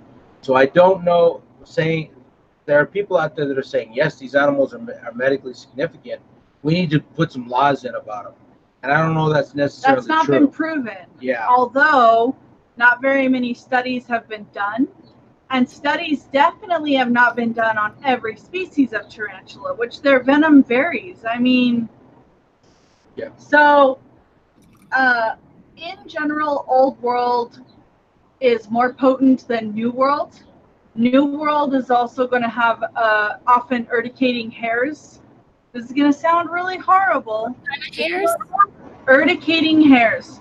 So on their abdomens, they are able to kind of stridulate, and so if they feel threatened, they'll take their legs and they'll kind of brush their bodies, and those hairs will kind of remove and float off into the air, kind of like a dandelion. It's really cute, but those hairs don't feel very good, and they lodge into your skin, and if you're trying to eat them, maybe your eyes and your throat, and it's not so good. They do have a tiny little barb on them, and if you're sensitive to them, people would say it's as severe as kind of having brushed up against fiberglass. But for the most part, it's slightly irritating. There are some species that I'm more sensitive to than others, but some people develop kind of a bad allergy and just can't stand it at all. I mean, and some species don't urticate, like, unless they really, like, a dog, ran up and right on top of the enclosure, then they're going to kick hairs. And some will urticate hairs if you even walk by the enclosure. So and then in that case, those little hairs are kind of floating through the air. So that, for some people, is a real deal breaker. For me, I've gotten to where I've dealt with it for so long that now, like, if we go and take care of spiders for a couple of hours, I come right in and take a shower. Otherwise, it gets very, I'll say, irritating. It doesn't hurt, but it's irritating. I'll get red. It feels, basically kind of just feels like you have a rash. Like, I wouldn't say as bad as like poison ivy or anything, but it doesn't feel good. And so for some people, they prefer an animal with a more potent venom with an animal that doesn't have urticating hairs. And some people like a gentler species that they can handle, that is probably not going to run away or bite them so quickly, but that if a couple hairs get kicked in the air, just go wash your hands or whatever.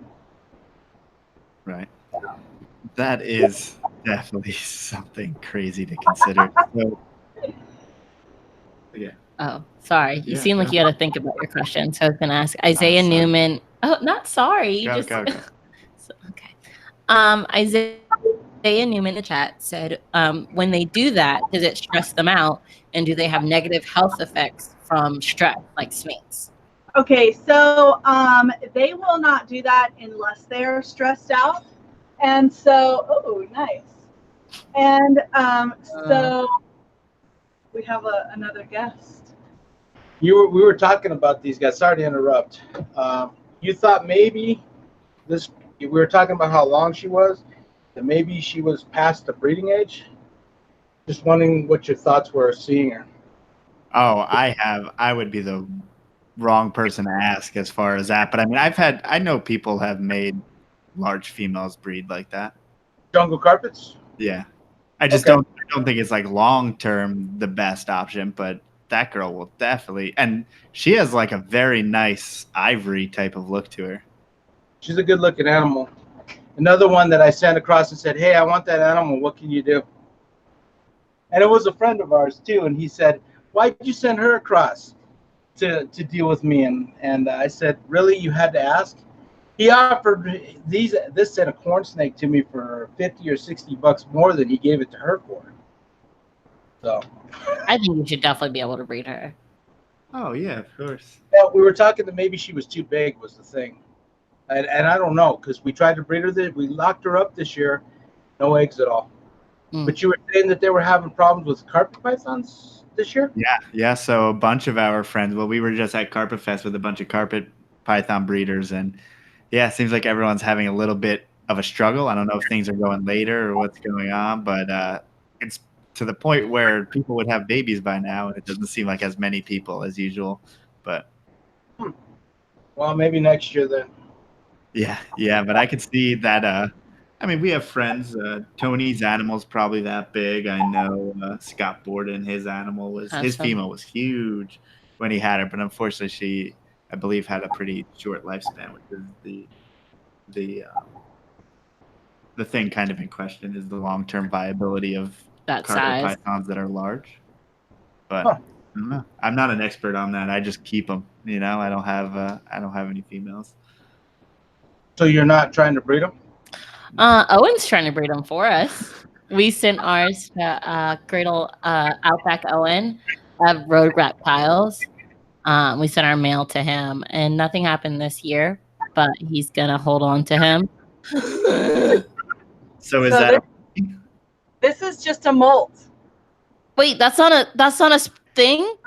So this is just the exoskeleton from the animal that she molted out of. I didn't realize it looked so real. Oh my god! I mean, they literally their entire they crawl out of their entire, because it is a skeleton. So everything, the hair, the fangs stay intact. I don't know if you're gonna be able to. In my head, I thought it was gonna be like a snake shed where it was like just the skin, but like that's the whole body. So it kind of looks like you have two spiders when you open it. So long story short, to answer Isaiah's question, it does not stress them out to kick hairs, but they won't kick hairs unless they are stressed out to a point. But it doesn't hurt them in any way. It's just that they only have so many. And so once all their urticating hairs have been kicked off, then they don't have any more until they molt again. That's the spider that molted. And when I opened up the drawer, he did kick hairs off. We got to sex it. And so like you can see them in the air? Are they really? Yeah. You can see them kicking, and then you can see. You can see them in the air, but they're really fine. So it's not like 1,000 hairs come out at you. You just see like a couple, like dust kicking up. So what do you do with the molt? What do you what? What do you do with the molt? One of my favorite things is to put them in a cupboard, and when you open that cupboard up, it makes the molt come out and fly at the person, and people love that. It's one of the favorite things they ever see. Well, that's somewhere what in my head. I was like, you should sell them to like Halloween shops that make like scary things. That would be a good idea. They're so fragile though; they just kind of break apart pretty quickly. If you want to preserve them, you have to put them in some kind of a liquid. Otherwise, they don't last very long. So what we do with them is we'll examine the molt often to determine the gender of the animal, and then I use them sometimes for educational stuff. Because kids can touch the molt and really see inside of the body and see the body cavity. So this is not that spider that molted. After they molt, they're pretty soft for 7 to 10 days. But this is one of the most beautiful animals on the planet. This is from Indiana Jones. You remember that scene where he's going in the cave in the beginning of Raiders of the Lost Ark? All those spiders that he kicks off of him is this species. And in those days, you go to pet store and pick them up. Now you have to buy them captive born because they don't export out of Mexico anymore. Is that a big thing as far as obviously snakes have gone very, very far as the captive born and bred animals? I mean, are you having to depend on wild caught stuff a lot in the invert world? Well, Poecilotheria, they're trying to make that entire genus endangered. So we can't even move them across state lines anymore, which is going to hurt us just like snakes. If you can't move them across state lines, it's harder to find pairs to breed. It's going to be hard to sell 1,500 of something in New Mexico. I'm sorry. Yeah. Luckily, that's not one of the species. Okay. But I'm going to touch my first first tarantula in October. Oh, you cool. are? And so this is slowly preparing me. Clearly, I didn't have a good reaction. Well, I haven't touched one I either, will so by October. I'll be sure to film it. Oh my God. Oh. And just because there was a huge thing going around the internet about 5 years ago. Don't kiss a spider for any reason. Oh, absolutely not. No, I'm this far away to me. Well, people do that with snakes too. They kiss them, and one time this guy messaged us, and he was like, "I accidentally farted on my snake. Like, what should I do?"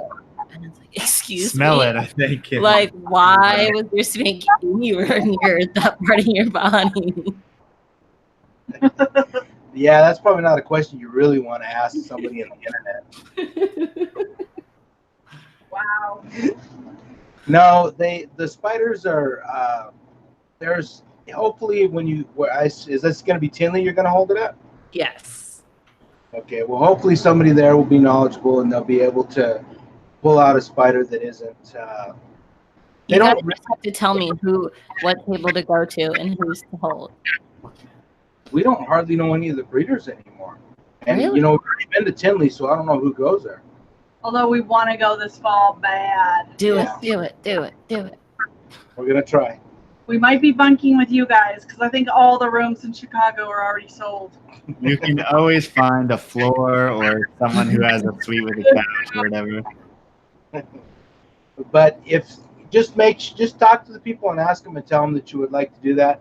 Some people will flat out tell you no. Some people that want to, I guess that at Tinley they even have that alligator that sits in the front that people go and pet. Hopefully you'll find somebody that'll maybe start you with the stick bug, and the feeling is kind of the same as a tarantula as far as the hooks and all that, and then kind of work your way up to the spider. Okay, sorry. Our friend Ryan has room in his room at Tinley, and we can vouch that he's a good, normal person. So you guys have to stay. It's on. It's on. Ryan, No, get no ready. excuses. Yeah.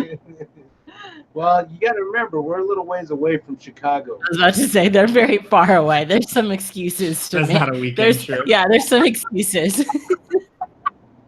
Well, we definitely want to explore it, so let's talk. But so what you're going to Tinley? What are you hoping to see when you're there? Because we've never been to the show.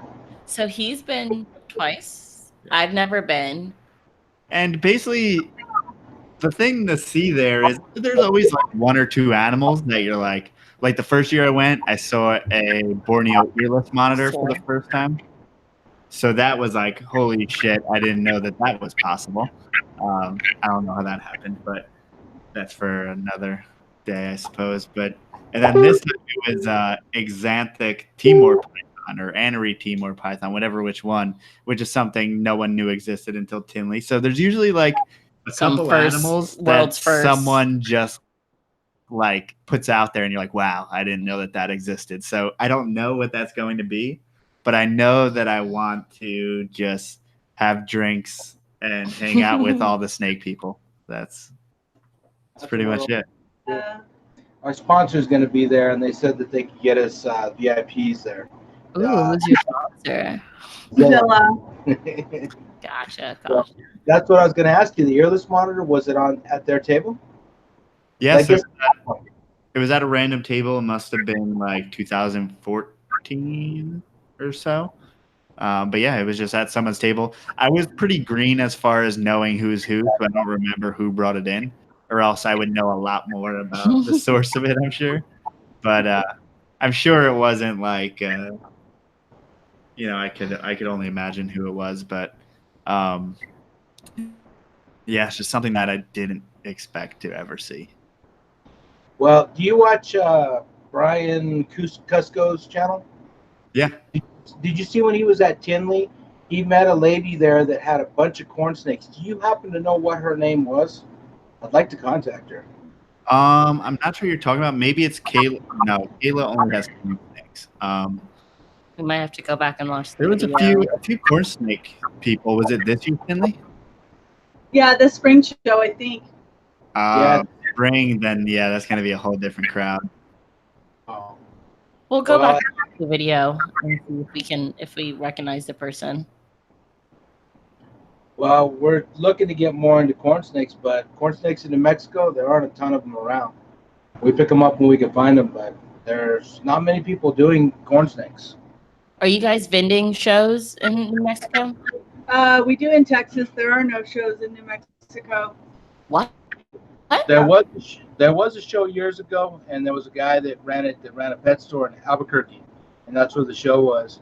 He sold it off to a guy that owned a strip joint, and the last I heard was that he was letting people hold cobras in that hallway. There were drugs and hookers, and it didn't go well. So the Humane Society shut him down, and we actually looked into starting a show, but the cost of just because of all that's gone on, everybody's going to basically tell you no, so you have to have an in somewhere.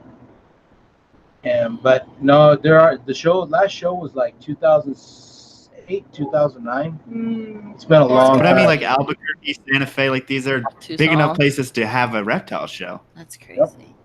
And they're not there. I feel like every state should have at least one show. Like, that's crazy that, you know, at this point, snakes are so widely known, and not just, you know, reptiles in general are so widely known, and so many people have a leopard gecko and bearded dragon and this and that. I feel like there should be a show in every state at this point. We agree. And there's even one in Montana, which when I lived there wasn't one. But our home place is San Antonio. We go to the Texas Reptile Expo. We know most of the people there, so it's just like going home. Yeah, it's so fun. And how far of a drive is that for y'all? On a good day, when she doesn't have to pee, 8 hours. I always have to pee. So 12 hours. Yeah. Yep. So do you guys usually travel with, are you usually bringing tarantulas there, or you bring reptiles also? Both. Yeah, we typically have a selection of both. Like right now, we have a bunch of Sulawesi pythons for sale, retics. Yep. We got a in on those, and I don't know if you know locales, but the Sulawesi was not brought in by the tons, and there aren't very many people breeding. I think, is that the one that Ryan's looking for? And Ryan's literally in the chat, so we'll see him in all caps say something if it is. Oh yeah, he just said "hey" with the. I guess that means he is looking for it. I think that's what he's looking for. So. I know a guy. So you guys, when you guys meet him at Tinley and share a room with him, if you're in your room, you can also trade retics. Yeah. Do you guys do any of the big stuff? Absolutely not, Olive except python. for the olive. So, do you have any interest in retics or berms? Not at all. Yeah. It just seems like the least efficient thing. Between rabbits and cages. And space No in a way. Philadelphia row house. Like, we would have to change our whole life plans. I feel like We'd if have we to move to Pennsylvania. Our mean- living room has 3 8-foot cages with retics in them. We had to change our life for them too. But I love them, so. But your living room has like double the square footage of of our ours. living room. I can see that. Pennsylvania packs the houses in. I mean, and obviously, like in the next few years, we're gonna get a bigger house, but still not. No, I'm happy with our like 4-foot corn snakes. And we want to make the olive like a display animal, and that'll be our one that we bring downstairs. Yeah, if I could put an 8-foot cage in the living room for the olive, like that would be. Which I that'd be told perfect. you, I Which, will yeah. eventually allow. We just need to. I just need to build an 8-foot cage, and We need to move. maybe. What you need to do if you're going to build one 8-foot cage, you might as well build 2 and pair that up. Well, yeah, you got to bring it to the ceiling if you're going to start at the floor. So just build up. Yep. We've So done that. Is there anything that you want to tell us this season coming up, or anything you're excited about? I would just say that we've got some really, really exciting interviews and shows coming. I mean, I'm always excited about our breeding projects. Hopefully, we're going to have some sand boas and some, Red tail boas. yeah, dropping pretty soon. Our incubator crashed, so we lost all of our Yeah, ball we're starting all over. We've got some other lizards and stuff going, and of course, my horse had a baby, so yay. But I'm going to be, I just interviewed Dave Kaufman, Ray Morgan. I'm doing Tom Crutchfield. You guys. Yeah, of course. Wait, Tom Crutchfield? Mhm. Oh. Little name drop in there. So we've got some Ken Foose. I don't know if you know who that is. Yes, I want canned food. We've got some really exciting interviews coming up. We just really feel passionate about documenting the origins of the reptile industry in the U.S. And more people are getting excited with us and being willing. I feel like we've kind of proven that we're here to stay and we're serious and that we're respected in the hobby. And so, because it was a long time when people didn't take me seriously. And I was telling him at the last show I went to, which he didn't get to go to, there was a group of older guys sitting along the wall, kind of 3 booths sort of crammed together. And every time I would walk by, they were kind of grumbling about, my success. And I mean, it was good natured, but it was just kind of funny. They were talking about, yeah, she's on the TV now. And, just, I mean, it was kind of common knowledge. And so that's exciting. She's also working on getting the interview with the guy that produced the Deadpool snake. Oh, yeah, that's already, yeah. He had to move. Raphael. What's his name, Ralph or Raphael? Yeah. Yes. I met him at Hamburg. He's that guy. You remember? He's a very tall dude. Is he? New Yorker who I met him in it. You mentioned him, but never mind. Are you sure I met him? I spent 90% of Hamburg sitting at Matt's table. Did I meet this person? Yeah. You saw him from across the room because he's like twice. Because he was so tall. Yeah. Okay. Well, Jessica Belka's the same way. He's pretty tall. Yeah. That guy, you could see him in a crowd. Anyway, I feel like, just always exciting things happening. We now that we've got some new incubators going, we're gonna have some fun reproduction and watch the channel. And to all the people out there that are getting started, don't rely on just the internet. Buy a book. Most books that are published, somebody other than the person that wrote it is looking at it to see how accurate it might be. Like I said, we've got a bunch of books. We still buy books, and I like pictures too. So I do like the internet, but I like books. We're nerds. And if anyone wants to get in contact with you guys, where can they reach out? Well, I can send you links to our Facebook, Instagram, and our YouTube channel. Or Deadly Tarantula Girl at yahoo.com. Mm-hmm, yeah, Deadly Tarantula Girl on YouTube. What are you on Instagram? Instagram's Deadly Tarantula Girl. And then Marita de la Pena on Facebook. Sweet.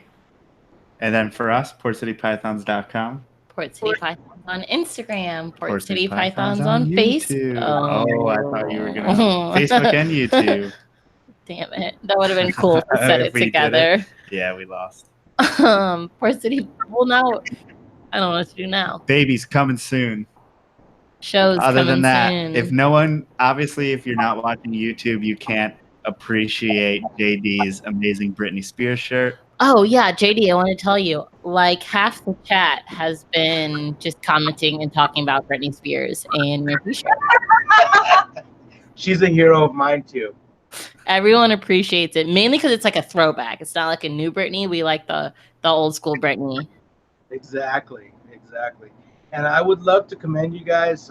We listen to podcasts. We've gone all through Sean Bradley stuff, and we've gone all through Chris Eaton stuff.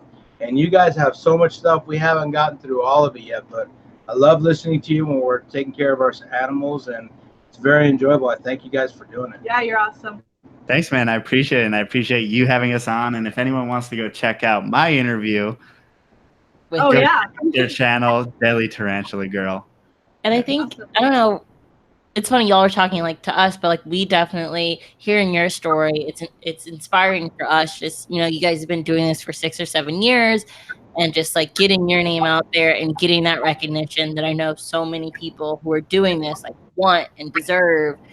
It's But nice no to one hear, can follow through that consistency. but it's 6 nice or to hear 7 you years. stuck it out, and like that there is like hope, I guess, out there for people like us who, you know, I need to remind myself, like, we really are just starting out. Like, we've only been doing it for about 2 years. Like, and so when I get like frustrated or whatever, I need to remind myself, like, we got to put in the time to get the rewards. I think it took us 4 or 5 years to get to 10,000 subs. Okay, And- good, because that was my first year goal, and it's almost 3 years, and we're at 9,000. So Yeah, so it's really good. Yeah. And then now we're at like 45,000. We went from 10 to 20 in like 9 months, and then it's just, yeah, it grew after that. So. And consistency is it. I mean, Yeah. you hear the words all the time, but until you're filming, editing, uploading, and trying to find out YouTube's algorithm, Yeah. you don't know what that really. I have nightmares about YouTube and Instagram's algorithm. I was literally getting more views on my videos When we had half the followers and half the subscribers, we got more stuff. It makes no sense. That's crazy. I told Joe, I was like, how much would I pay for someone to just tell, like, Give you the I secret? mean, multiple hundreds of dollars I would pay I mean, obviously, for it's worth more someone than to that. just like tell me, like, but then at the same time, they tell me it, and At 2 least weeks tell later, me, it'd like, be what different. am I doing wrong? Yeah, Right. It's just so frustrating trying to understand it. Well, if you guys ever want to discuss that, hit us up. We'll talk. We'll tell you what we've learned, which isn't everything. And it's, you know, Dave Kaufman talked about how he's studying the algorithms. I never did that, and we still aren't doing it. Well, He's jumped ahead of us. Yeah. So his channel just outgrew us like within the last 3 months. Yeah. Yeah. But But he's awesome. He's doing a great job. I don't even know how you study it. It's just so crazy. But we're always trying to talk to people, and like we try to share art. I feel bad because I'm like, someone asked us the other day, and I was like, I told them what I know, but then like the other day we got 130 likes on You mean, Instagram, and then so it's like, Yeah, I don't between know all how the things, telling it it. seems like they are trying to take away your organic reach because they're realizing that all we're doing is like advertising on For their free. channels for free. So they're like, yeah, Instagram wants trying our to get money for us to get likes, which is not gonna happen. well, we know somebody. We don't know it for a fact, but we believe somebody paid some kind of a bot company to get a bunch of views, and they were neck and neck with us for subscribers for about 6 months, and then all of a sudden they lost thousands of subscribers in a matter of 24 hours, and So you don't want to do that. So you think they got penalized for that? Yeah. YouTube will audit you. Like when we first started, I hate to say this, but I'd watch our videos like 10 or 15 times, and we were only getting 200 views a month. At the end of the month, they cut them 15 views away. They take them away from us. Really? Yeah. Mm-hmm. And we still watch the channel. Well, yeah, there are times when I need to refer back to a video, like which video did I say that in? And so I'll be scrolling through, and we will fall back a little bit sometimes. Yeah. I mean, we don't like autoplay our own channel, but we do view it on occasion. Like I'll probably go back and I'll probably I don't know, share the link to something we talked about tonight. And so, I have to see what video that is, and it will start to play. Which really, they worry more. They used to pay on views when we first got our partnership. So if you got that click and somebody opened that video, you got paid. Now it's minutes watched. Yeah. They changed that about 5 years ago. Well, I actually, I got paid just as much as I do now. When I first started, had 1,000 subscribers. Yeah, I feel like we haven't made like a bump up. And by the way, if anyone wants to know what we make a month, I don't care saying. Why are we no? Make like less than $100 a month, so it's really not a big deal. So if anyone wants to know how much a YouTuber with 9,000 subscribers makes, about $100, which is nothing. Well, Maybe there's a 16-year-old kid who's like, I wish I had $100 a month. So here's an interesting story. It took us like 2 years to get our first paycheck. We hooked up with Google AdSense, and they said, "Okay, congratulations, you're now a partner. Just as soon as you reach $100, we'll pay you." So 2 years, finally we got $100. And I told her, still mad about this. I told her, now I want you to take that $100 and I want you to buy something for the channel that you can wear, and we can show, and you can say, "This is where my money went." She went out and bought herself a pair of shoes. Never show her feet on this channel. Hey, sometimes you do. Not very often. So, I mean, that's neither here nor there, but man. Great story. Yeah. But you guys totally pretty good if you're only doing this a couple years and you're already getting about $100 a month. That's good. That's so funny. Yeah, I don't know. It's just, I don't know. Expectations, patience. And... Oh, he thought we were going to be rich within the first year or something. But I thought we would achieve the level that we have from the start. And we did. And she still has to say, "You're right. I was wrong." And she hates saying it. And he loves it. But I have a question for you. Since you're podcasting too, one, do you have any problems with copyright issues doing this as a podcast and as a YouTube video? No. Well, I don't put like the intro music and stuff in the live version, so that would be my only problem with that. But yeah, so I don't put that on YouTube. I just put it on the audio. On the podcast, and then podcasts aren't really monitored like that. So. Okay. And have you guys figured out how to get paid for a podcast? Nope. It's weird. The sponsorship, it's never worked out with someone in conflict with what we already do. So there's, I don't know. We're thinking, or we have thought about it in the past. I've pursued some people, but I haven't got anyone to sponsor it.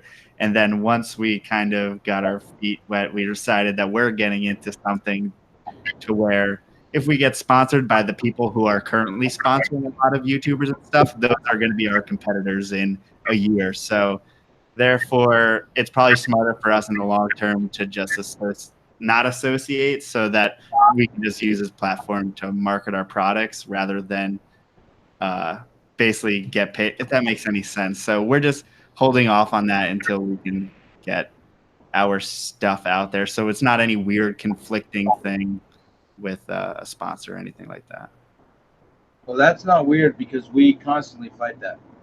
Just conflict of interest in different companies. We have companies that don't like each other, so we have to put on kid gloves to do it.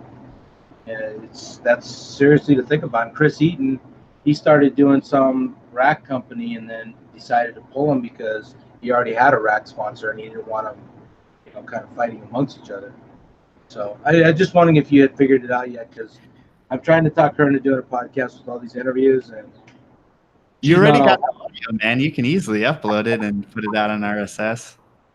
Well, that's what I wanted to make sure was that there wasn't a Copyright yeah. infringement or something.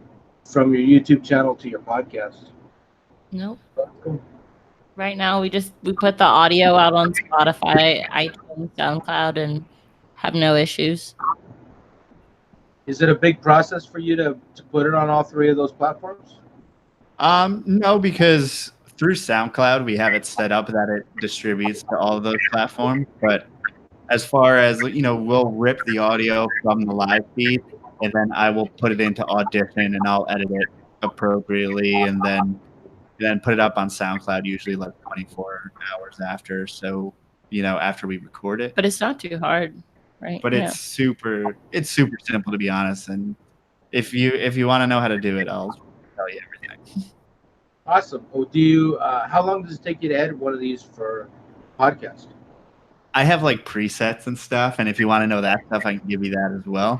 So But it's like it automatically, when it hits this level, it clips it. When it hits this, like. I have things set up to where it makes the process really easy, and typically it will take me like a half hour to edit a podcast. And I try to keep it pretty raw on our end. So. Okay. Cool. You guys But were we'd love to.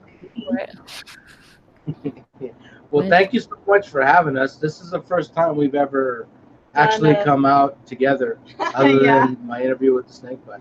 So a lot of fun. That's awesome. Is there any reason why, because you seem totally fine on camera, is there any reason why you don't get out in front of the camera more often? Look at this. Look Look at you. See? You'd be surprised how many guys will like you, as far as like they'll be like, oh, that's just a normal guy to me. They want to see guys like them. I don't know about that. I worked very hard on building the character of Deadly Tarantula. We worked very hard. Yes. So we sat at night in bed and discussed kind of loudly about how this should go. And there were a lot of sleepless nights. So I think we'll just leave it the way it is. But it is kind of funny how you come up with so many like ideas for the channel, and then you guys work together to get it done. Like, Well, we were having super involved, obviously. Yes, yeah. We do this together, but we were talking. We've got several books that we have written in my head. Mm-hmm. She said she's the language arts teacher, so she's going to type it all out. So I told her, now it's your turn to write a story, and then I'll write it out. So when I'm doing the story, she's asking me all the technical questions. Well, if he goes here, how could that possibly be? Because he's made out of air or whatever. And I'll have to come up with it right on the bat. So yesterday, I started doing that to her. Boy, she got mad. She doesn't like to come up with things spontaneously. She likes to work her way through it. My mind before is she a presents planning it. mind. And my mind is all imagination. Yeah. The sky's your limit. So Craziness. it works. It works It very does. well for us. We're a good team. Right. And you guys, I love listening to you guys. I really do. It's very entertaining. I think we're in some ways we're a lot alike, and in many other ways we're very different. Oh, in real life, like both of us hate being told what to do. So trying to work together with like snake stuff can be kind of difficult. Let's not get into that. But that goes for both of us. Neither of us want suggestions. We're both very stubborn and very independent people. But for the podcast, somehow it works. Luckily for me, she's smarter than I am, so she lets me think I'm in control. And it works out pretty good. So hey, man, as long as it works. I've got to ask you guys, I heard about how you guys met, but where did you guys meet at? In Dallas. We both, I moved to Dallas at Velvet Taco. August. In Dallas, Texas. No, we met at my apartment first when you picked me up, but our first date was at Velvet Taco. But yeah, in Dallas. I moved there in August, and you had moved in September? Yeah, about the same time. A little bit later than me. Mm-hmm. So how long before you knew the magic was there? I don't know. Yeah. Yeah, I don't know. It's weird. We were just talking about this last night. Like, we met and we pretty much lived together like 2 weeks after we met. Yeah, like we were supposed to go out again. Like that, we went out on a Tuesday. We were supposed to go out again on Friday, but we decided to meet on Wednesday again. And then pretty much, yeah, And then pretty much live together. after that. Yeah, I said 2 weeks. It was really like, no, because in the beginning we tried to do like back and forth. I feel like for a solid week and a half, maybe 2 weeks, we tried to do back and forth, and that didn't work. Animals, dog, and then we're like, oh, let's just consolidate here. And I just basically moved in with them. But she acted like she wasn't living with me. You know, she didn't have like all of her clothes there. No, I would bring clothes for the next day, stop by my house on the way home from work, and I didn't want to completely overtake your life. And it's not like you invited me or anything. Of course. You know? Yeah, she just kind of kept on showing up, so. It happens sometimes. And now it's 2.5 years later, which isn't that much in the grand scheme of things, but I mean, we moved halfway across the world, not the world, the country. Yeah, to a foreign place neither of us knew. So we should have asked you guys how you guys met. I don't think we got like a. All we heard was, and now we're like 3 hours in. Stuff, so. But well, that's pretty quick. We met at a pet store. I saw her, and it was love at first sight. It took her a while to get used to me. And you know what's funny? We had Emily and Ed of Snake Discovery on, and they met in a pet store also. And she was working at the pet store, and he was, you know, the guy just coming in, and he was kind of shy. And wandered in, and yeah. We fought about gerbils. She wanted gerbils, and I told her, "You don't need gerbils." And they bite and they jump and they're nasty little creatures and you don't want them. And she they're went and bought cute. gerbils somewhere like else. A tiny kid. No, I went back to you and I bought them from you. Oh, I don't remember that. I know. But anyway, that's it. We're 2 podcasts in a row with pet store love stories. And that is such a unique love story to our friends, I think. Well, here's something ironic that we learned from Ryan McVeigh. Most people that are into reptiles love dinosaurs, and their first animal that they caught was a garter snake. I hate dinosaurs. I don't hate dinosaurs. I just don't care about them because they're not alive. And my first animal was a frog, not a garter snake. I'm the same way, though. If you can't touch it and you can't see it in the flesh, I care less. Yep. My first snake was not a garter snake. My first snake was a corn snake. Yeah. But I used to catch garter snakes. Okay. But. I love garter snakes, but it was years before I actually caught my first one. I was 4 years old. My grandma helped me catch this frog, and that was it. After that, I tried, even at 4 years old, to get as much information as I can, which wasn't, that's slimy, don't touch that. That was my information. Well, at least you're still interested, however many years later. How long have y'all been together? 12 years. Something like that. And I was going to say 2.5 years. One of these days you're going to look back and go, remember we only thought that we'd only been together for 2.5 years? You're going to go, man. I can't believe it feels like eternity. Like already it feels like a long time because we've done so much. Right. So when it's 12 years, you're like, holy crap. Like we've done all the podcasts together, like the YouTube stuff. Like we all started that kind of together. Like, yeah. Imagine like dating someone 3 months and like, I do a podcast. You want to be on it? And yeah. No, she was like, what if I'm on your podcast forever? No, I don't believe you. This will not. I think you asked me. I don't think I said I should be on it. I said maybe we should do one episode. I don't think so. I think you were like, oh, you can come on so I can talk to someone and not just talk to myself. I think we're gonna have to look back at the tape. So okay. Okay, when you build a time machine. Okay, we'll go. See what happens. It's nice having this stuff because then when you have these arguments, you can clarify it. Well, and it's kind of like YouTube is going to be our time machine eventually. I'm sure you can go back 5 years and be like, whoa, remember that? Even a year, it's amazing how much we've changed. Yeah, I'm getting old. I'm already old. So. Lies, not at all. Not at all. Y'all are Well- still doing all the young things. Oh yeah, we do lots of young thing stuff. Okay. That could go different. Take that as That's about a wrap then. Yeah. I mean, we are 42 minutes past our. I'm so thankful for that. I like to talk. that is We Yeah, need to visit sometime. Yeah, we do. Hopefully, we'll get to meet Tinley and hang out. Yes. Really awesome. Come to Tinley. Thank you everyone who's watched this and who we're not might going to be do listening. the outro again. No, I'm just saying a little thank you. Thank you everyone who's watched this on YouTube and stuck with us this long, and everyone who will be listening on the downloads. Again, I'm going to plug our video though. If you're interested in timbers at all, Joe made a great video, and you should watch it. Spent so much damn time and no one's watched my video. Wow, I've never heard you use that voice before. No, Let's I not know. do that It's a new again. one. Thank you.